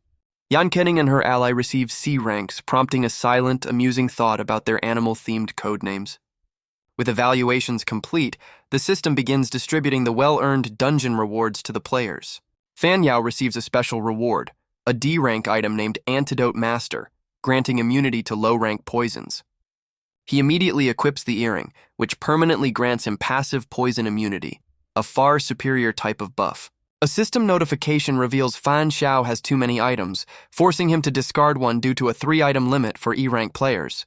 He offers his excess item to the group, but Zhu Yao mocks him, already aware of the inventory restriction. With a polite wave, Xu Yao declines the offer, explaining that a doorknob doesn't fit his personal style. The others also refuse, deeming the doorknob too impractical to occupy a precious item slot. Left with no other choice, he opts to recycle the unwanted item through the system menu. He receives a mere 10,000 game coins for the E-rank item, a disappointingly low sum. Wasting no time, Fan Xiao consumes an evolution potion, feeling its power surge through him. His status screen updates, revealing his evolution rate has climbed to 27%. As a train rushes past, he notes the potion's effect was weaker this time, pondering if he's building a resistance. Resigned, he decides to investigate the potion's limits in the next dungeon, patiently awaiting his departure. Back on the train, Fan Xiao notices a time discrepancy, realizing dungeon time isn't synced with the real world.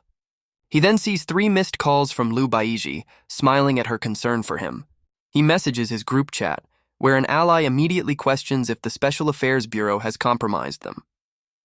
His ally reveals both she and Baiji were contacted, but Fan Xiao coolly states he never intended to stay hidden. Lu Baiji sighs in relief, glad that her actions didn't inadvertently cause him trouble. His other ally, mid-workout, confirms with him that he just exited an instance dungeon.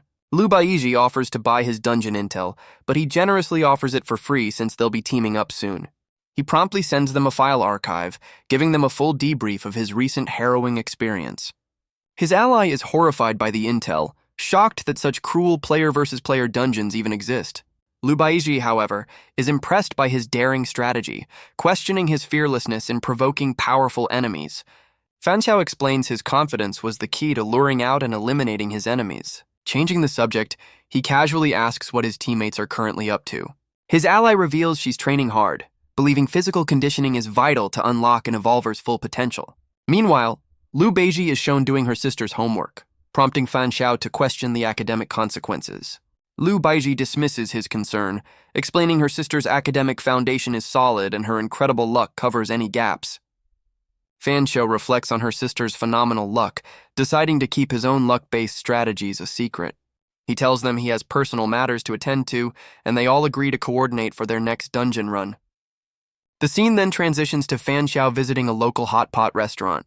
While eating, he has a clumsy moment, getting spice in his eye and coughing from the heat. Despite the messy meal, a system window reveals his luck value has increased to 120. At the restaurant counter, the cashier irritably informs him he's forfeited his deposit due to excessive leftovers. His attempt to pay digitally fails with a network error, earning him a suspicious glare from the cashier. Frustrated, the cashier demands he pay with cash, adding another layer to his string of bad luck. Outside, he reflects that after 7 days of accumulating luck, the negative side effects are becoming undeniable. He resolves to be more vigilant, anticipating that his bad luck could soon attract man-made trouble. Just then, his phone rings, and he answers a call from his mother. She questions his long absence, making him invent an excuse about difficult clients at work. His mother offers to arrange a better job through his uncle, clearly worried about his current situation. He firmly but gently turns down her offer, insisting he enjoys the work he does. He silently recalls sacrificing a month's worth of luck for his mother's happy marriage, content that his power brought her peace.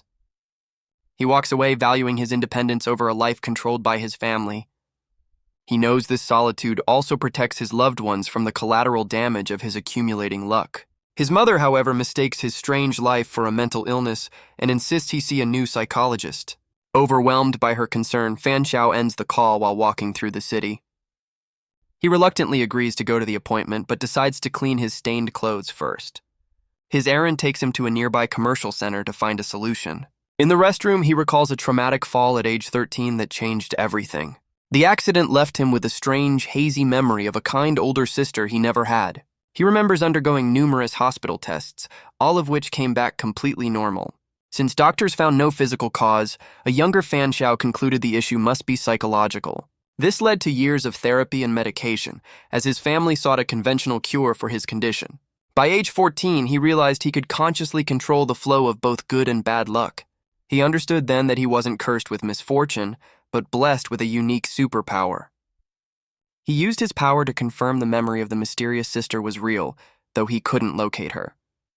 Now he suspects his memory was tampered with by other players who arrived on Earth long ago. This revelation solidifies his resolve to continue the evolution game, both for survival and to reclaim his past. He arrives at the psychologist's clinic, deciding to face the appointment to placate his mother and confront his impending bad luck. The psychologist greets him warmly, offering tea and assuring him there's no pressure. Dr. Chen dismisses his condition as a simple psychological illness, comparing it to a common cold that can be treated over time. The doctor theorizes that the sister is a fabrication, a coping mechanism for a lack of parental attention during his childhood. Fan Xiao remains stone-faced, unimpressed by the doctor's simplistic diagnosis. He calmly recalls how attentive the mysterious sister was, contradicting the doctor's theory in his mind. The psychologist passionately claims the sister is a fantasy created to compensate for his parents' flaws.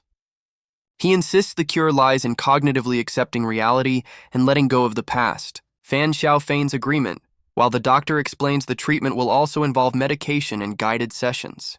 The doctor then offers him a cup of tea, suggesting they begin the first guidance session. Just as he's about to drink, his eyes widen in alarm as a system notification pops up. A system alert confirms his suspicion.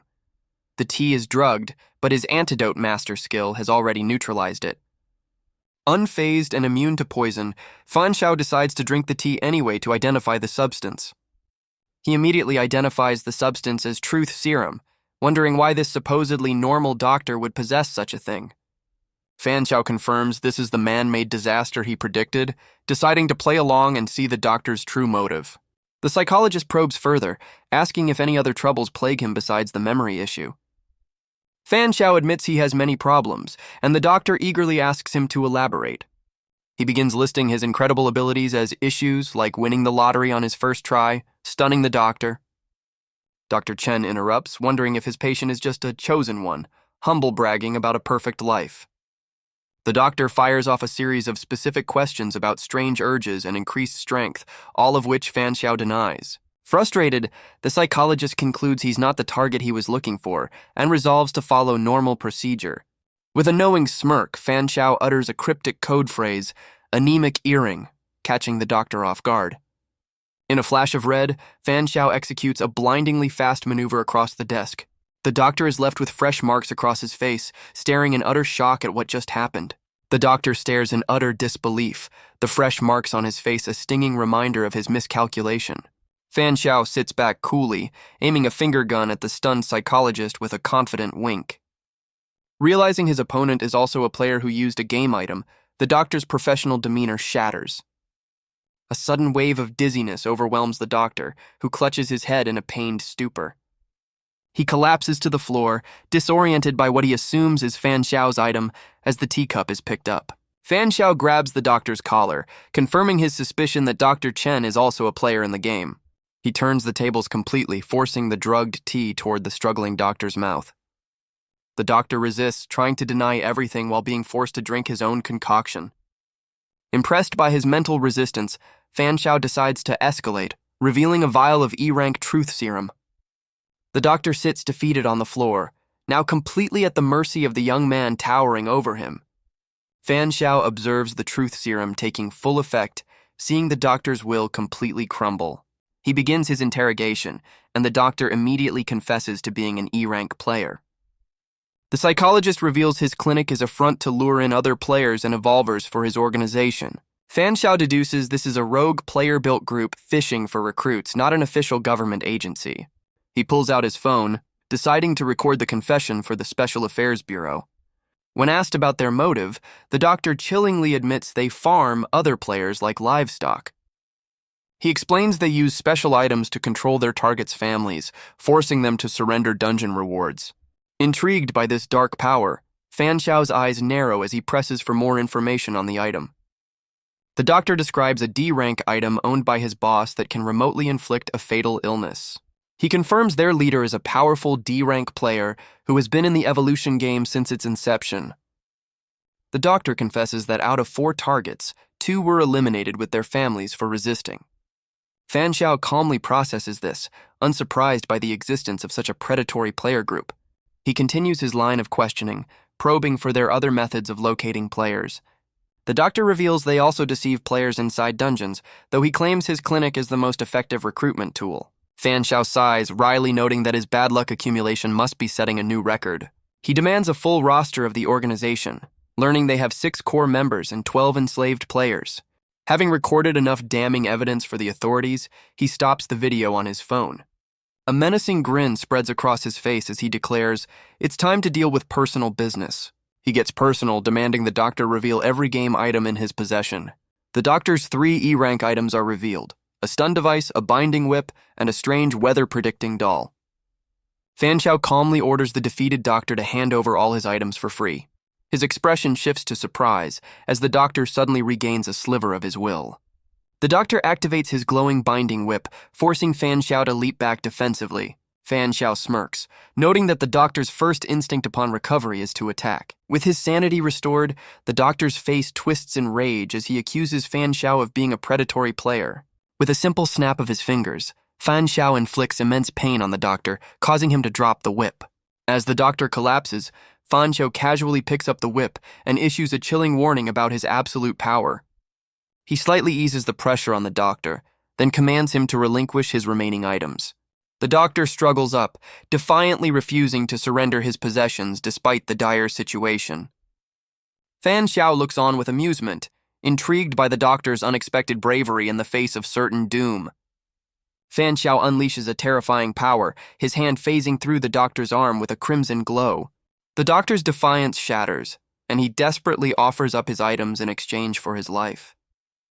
With a confident smirk, Fan Xiao holds up the doctor's phone, now enveloped in a strange red energy. The doctor frantically tries to negotiate, pleading for his life with a last-ditch proposal. Fan Xiao calmly questions the doctor's panic, clarifying he never explicitly threatened to end him. He then casually dismisses the doctor's items as trivial, only good for selling for game coins.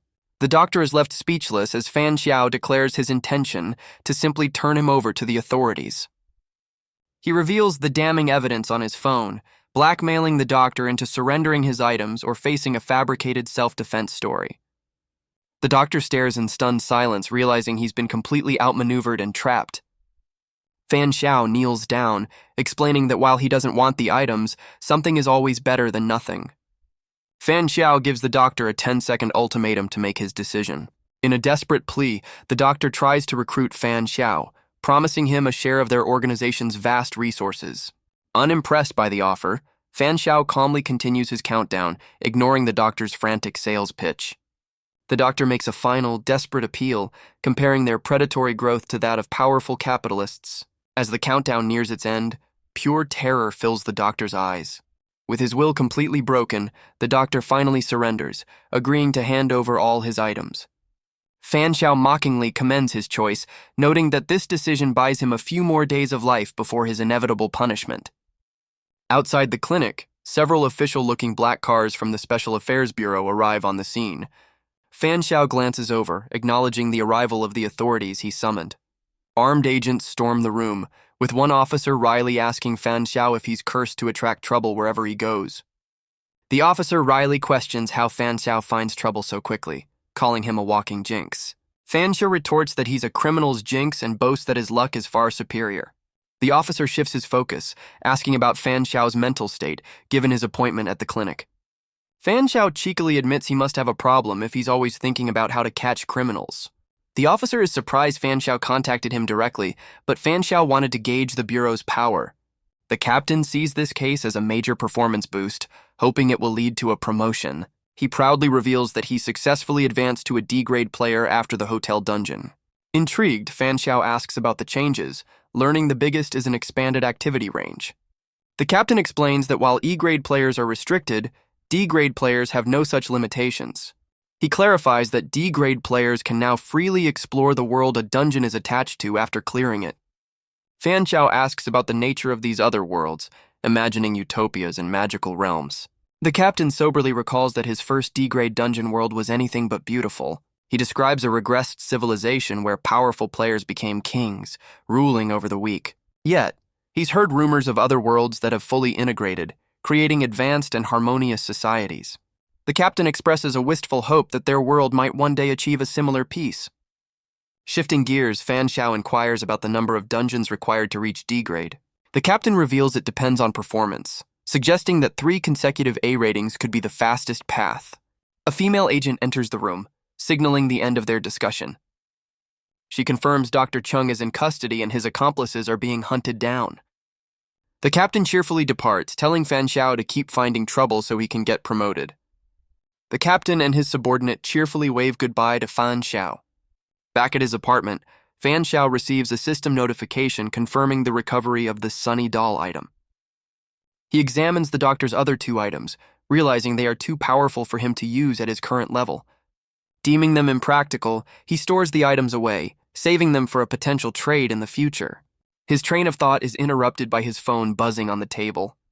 A message from an old acquaintance reveals she and her sister are arriving in his city soon. Fan Xiao smirks, offering to pick them up and cryptically adding that he needs their help. The scene shifts to the bustling airport parking lot. As the clock strikes noon, he decides to deactivate his luck-gathering ability for now. Leaning against his car, Fan Xiao patiently waits for his mysterious guest to arrive. His sharp gaze shifts as he hears a familiar voice calling his name. 2 sisters, Lu Xining and Lu Xiaotu, wave enthusiastically as they spot him. He greets the sisters, recognizing the younger one, Lu Xiaotu, by her distinctive hoodie. Fan Xiao offers to treat them to a meal, and Lu Xining asks him to choose a place since they're new to the city. With a charming smile, he suggests a good restaurant and invites them into his car. As Lu Xining gets in the car, Fan Xiao silently questions her revealing outfit, suspecting a hidden motive. A sudden thought strikes him as he considers the possibilities within the game system. He realizes the truth when she confirms her skirt and socks are actually powerful game items. She reveals the skirt is incredibly useful, possessing a self-cleaning function and the ability to shrink her puppets. To demonstrate, she shows how her massive puppets become nearly weightless accessories, leaving Fan Xiao amazed. As they drive, Fan Xiao outlines their plan for the day, but Lu Xiaotu questions why they aren't heading straight for a dungeon. Fan Xiao reveals the true reason for their visit, stating he specifically needs the help of someone named Lu Baiji. At the restaurant, Lu Xining reacts with complete shock after Fan Xiao explains his intentions. She correctly deduces his plan is to test a cursed item against Baiji's legendary good luck. Lu Xining scolds him for keeping such a dangerous item, wondering why he hasn't disposed of it.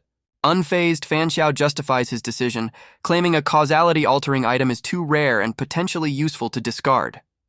Giving up, Lu Xining defers the decision to the person in question, revealing her younger sister is the Baiji he needs. The younger sister, Baiji, eagerly accepts the task, shyly asking what Fan Xiao requires of her. He simply asks her to stay close and wish him good luck, a task she enthusiastically agrees to. Fan Xiao internally notes that Baiji's presence is already neutralizing any misfortune, dubbing her his little lucky star. Lu Xining's curiosity is piqued, asking about the other 2 items Fan Xiao acquired. He reveals the items' bizarre names, extreme electrotherapy and passionate restraint, shocking the sisters. Fan Xiao insists the items are more practical than their names suggest and encourages them to look closer. Lu Xining claims the extreme electrotherapy for her puppet, leaving the passionate restraint for her sister. Baiji agrees the restraint item suits her, revealing she also possesses an item called Poison Master. She devises a strategy to combine the restraint with her poison, immobilizing targets while the toxins work. Lu Xining stares at her sister, shocked by this unexpectedly dark and tactical mindset. The older sister quickly scolds Baiji for being too open about her abilities, reminding her to be more cautious. Changing the subject, Fan Xiao explains he needs Baiji's help to test yet another item. He reveals an item that uses his own blood for power, requiring Baiji's healing talent to offset the dangerous drawback. Fan Xiao notes that since Baiji's arrival, his usual string of natural disasters has been suspiciously absent. He hands over the items, telling the sisters to familiarize themselves with their new gear before the next dungeon.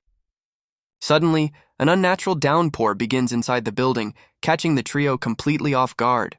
Lu Xining panics, wondering if his bad luck item is finally kicking in, but Fan Xiao remains uncertain.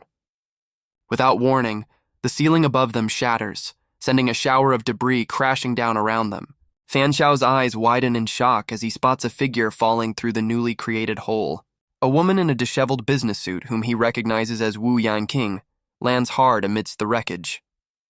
Lying injured on the floor, she weakly corrects her name to Wu Yan. Fan Xiao confirms to the sisters that she's from the Special Affairs Office and immediately rushes to her side.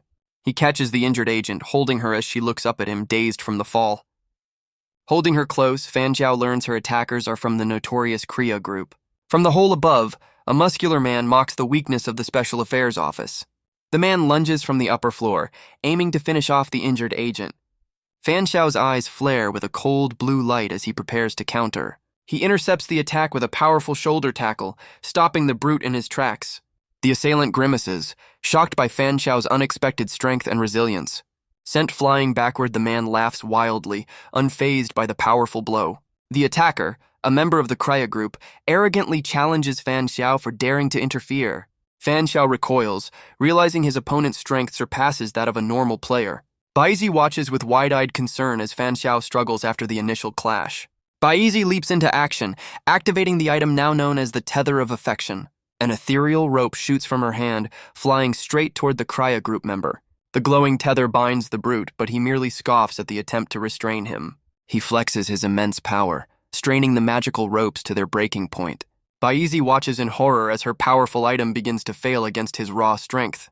Lu Xining pushes her sister back, stepping forward to take control of the fight.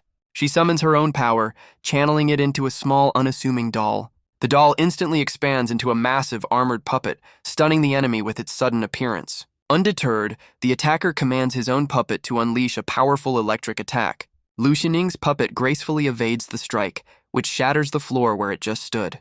The Kriya member is stunned as Lu Xining's puppet, wielding the electrotherapy item, swoops in for a surprise attack. He roars in agony as the puppet multiplies, overwhelming him with a relentless barrage of electric shocks. The attacker grimaces in disbelief, recognizing the items as belonging to someone named Zheng Xiao. Lu Xining's puppet readies itself for the final blow, its mechanical eyes fixed on its target. Seeing an opening, Fan Xiao furiously orders the puppet to end the fight decisively. The puppet descends upon the immobilized man, delivering a flurry of swift, disabling strikes. The brute lies defeated on the floor, with the victorious puppet standing over him, bizarrely holding a wine glass. With the immediate threat neutralized, Lu Xining activates a recovery item to tend to the injured. Just as they relax, dark, shadowy figures materialize around the sisters, trapping them in an instant.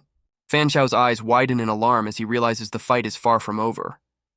Realizing the dire situation, Fan Xiao grabs Baiji, yelling that they need to escape immediately. He steps into a mysterious blue energy that has suddenly appeared on the floor beneath them. The entire group is violently pulled into a swirling vortex, whisked away from the scene. In a flash, they find themselves transported to a completely different location, a deserted island. The four of them descend from the sky, landing unsteadily on the sandy beach. Fan Xiao quickly analyzes their new tropical surroundings, baffled by the sudden shift in location.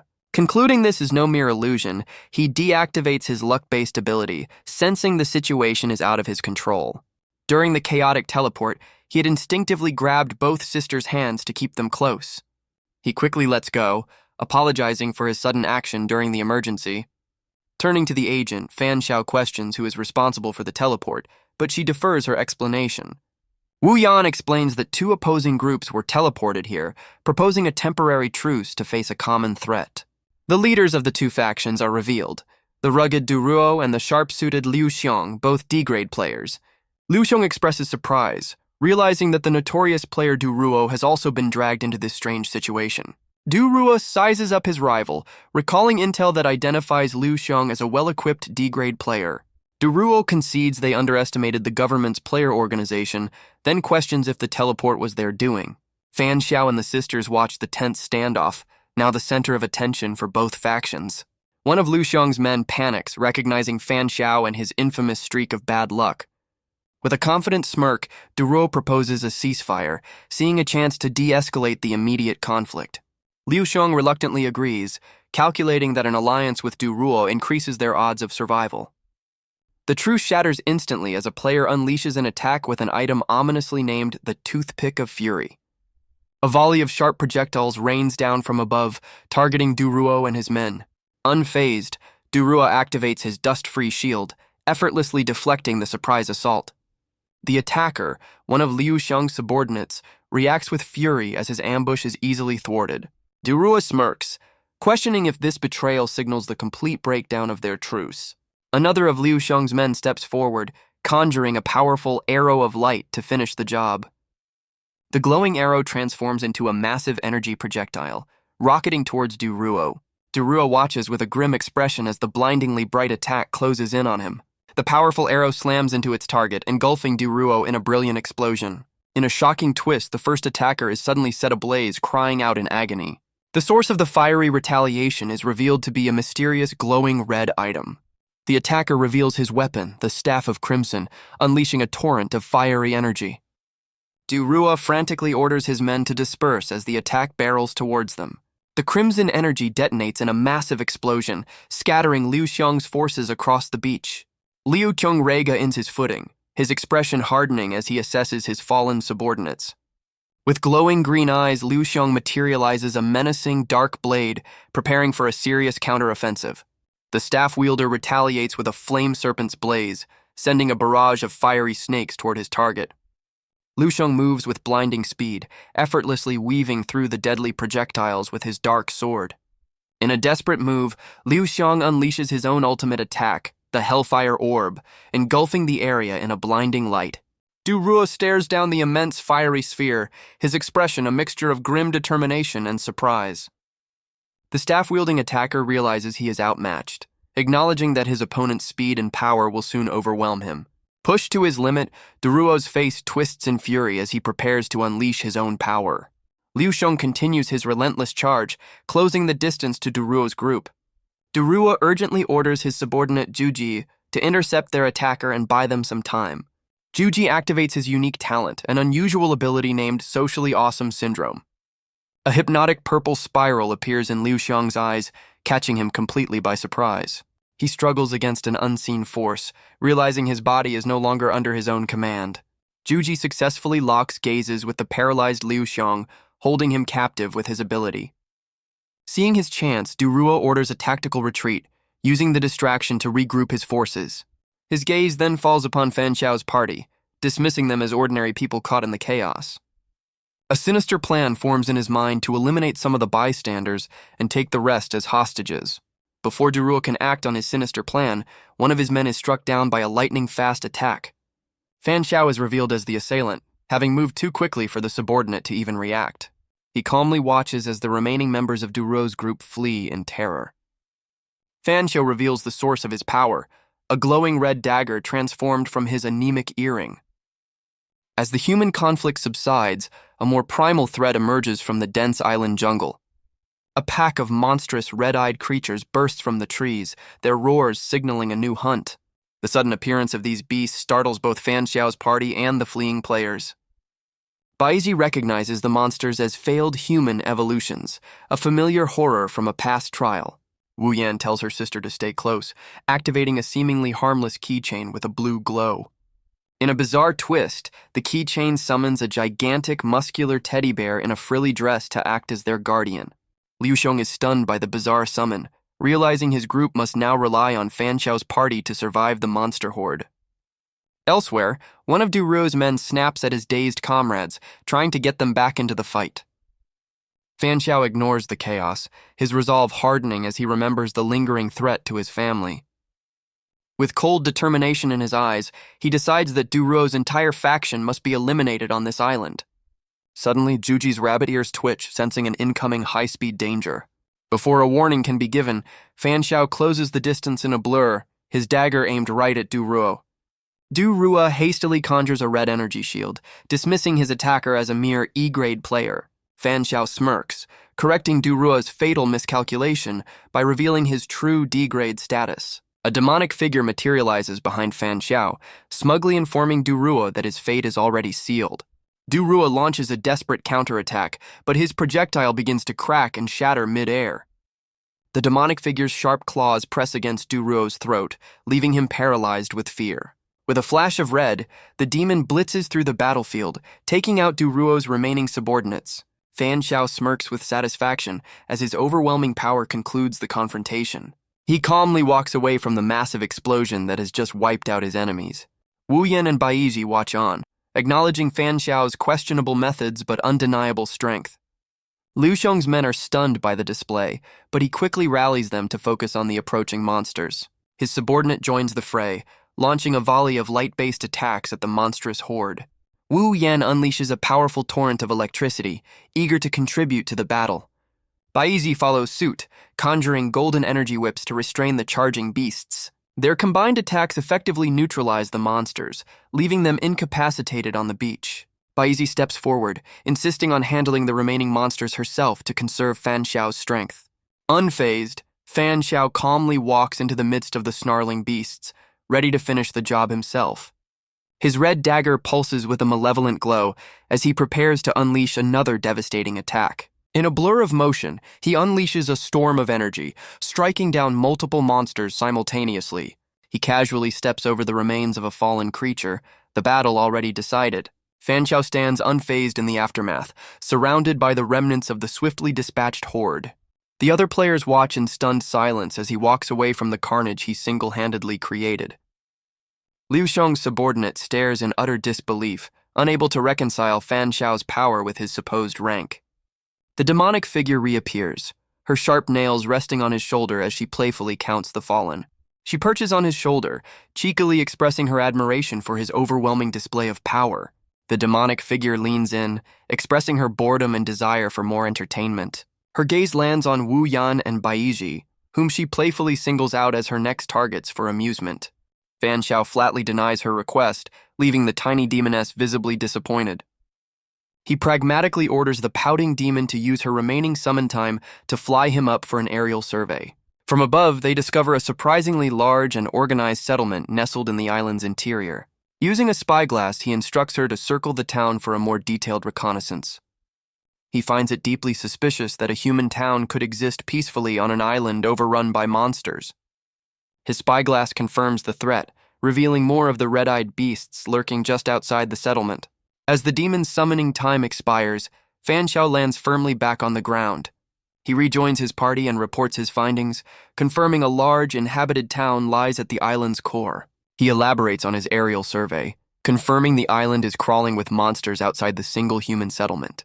Wu Yan voices her suspicion, finding it strange that humans could survive here and worrying about their chances against a massive horde.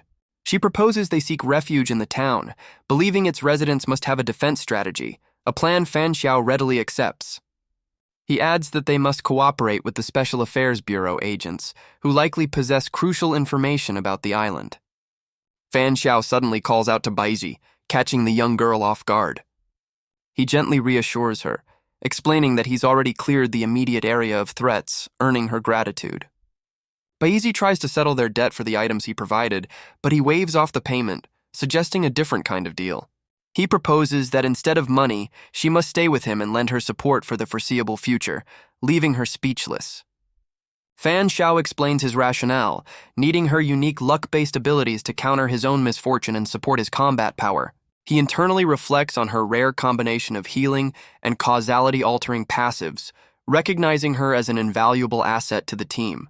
Fan Xiao clarifies his offer is for long-term employment, a deal Wu Yan accepts as long as her sister agrees. Wu Yan turns to Baiji, leaving the final decision on the surprising partnership up to her. After a moment of consideration, a slightly flustered Baiji agrees to join Fan Xiao's team. With the new alliance forged, Fan Xiao moves on to business, preparing to distribute the loot from their recent battle. He presents the first prize, an E-rank item called the Dustless Shield, a simple but elegant necklace. The item's history reveals it was crafted by a germophobic mage to create a personal barrier against unwanted contact. Its powerful repulsion field can block anything from bullets to cannonballs, impressing the two sisters. Fan Xiao then offers up his old E-rank Myriad Transformations magic clothing, as he's recently upgraded his own gear. Wu Yan encourages her hesitant sister to take the versatile armor, suggesting she can get it as an advance on her new salary. A system notification surprises Wu Yan, revealing the clothing is compatible with her own gear and can be fused into a single, more powerful item. Fan Xiao realizes he's found a new use for his game coins, fusing compatible items. Baizi urges her sister to take the magic clothing, but Wu Yan sheepishly admits she's broke. Offering a salary advance, Baizi convinces her sister to accept, curious to witness the item fusion herself. Wu Yan initiates the fusion, combining the Myriad Transformations magic clothing with her own absolute domain. A brilliant light envelops Wu Yan as she instinctively names her newly created item Fairy Tale. The fusion completes, transforming her casual clothes into an elaborate, fairy tale-inspired dress. A system notification confirms the successful fusion and rank upgrade, prompting Fan Xiao to ask about its new abilities. Wu Yan explains the transformation power has been amplified, but hints at a second, more versatile function. She shyly reveals the clothing can now morph into any appearance she desires. Baizi playfully exposes her sister's love for cute outfits, leaving Fan Xiao with a look of sudden realization. A flustered Wu Yan tries to silence her sister, who looks on with a defeated pout. Fan Xiao inquires about the new armor's stats, learning it now has a convenient self-repair function. Their conversation is interrupted by the arrival of the Special Affairs Bureau agents. The lead agent, Du Ruo, introduces himself and presents his official identification. Fan Xiao vouches for Du Ruo as a trusted friend, prompting the two groups to formally introduce themselves. Baiji's keen eyes suddenly lock onto one of the agents, noticing an injury. She steps forward to heal the injured woman, whose pain is replaced by a soothing warmth. Baiji cheerfully reveals her rare and valuable talent is healing. The other injured agents immediately clamor for her attention, eager for her restorative touch. As Baiji tends to the others, Fan Xiao correctly deduces that Du Ruo has a specific reason for seeking him out. Du Ruo asks about the aerial survey, but Fan Xiao demands an exchange of intelligence first. The agent readily agrees, seeing no reason to hide the details of their sudden transfer. Fan Xiao accepts the deal, but insists they find a safer place to talk before sharing details. He reveals he's already mapped out a safer route to the town, urging everyone to move out. As they set off, Fan Xiao begins to brief the agents on the island's layout. Du Ruo presses for more information, asking what Fan Xiao meant by calling this place an instance. The agent explains this is a random instance, a rare spatial distortion event with a low survival rate.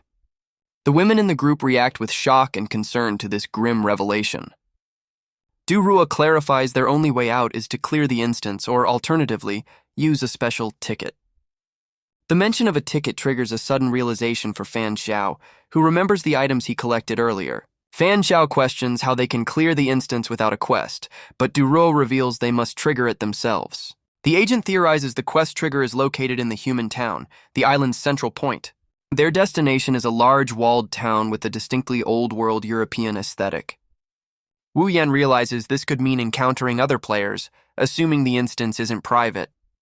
Fan Xiao reveals he possesses an island instance ticket, sparking Du Ruo's intense curiosity about the unbelievable coincidence. The ticket is for the Sacrificial Island instance at the Star Remembrance Corridor Station, a name that stuns Du Ruo. He recalls his own grim experience at that station, describing a world where civilization has collapsed and powerful players rule.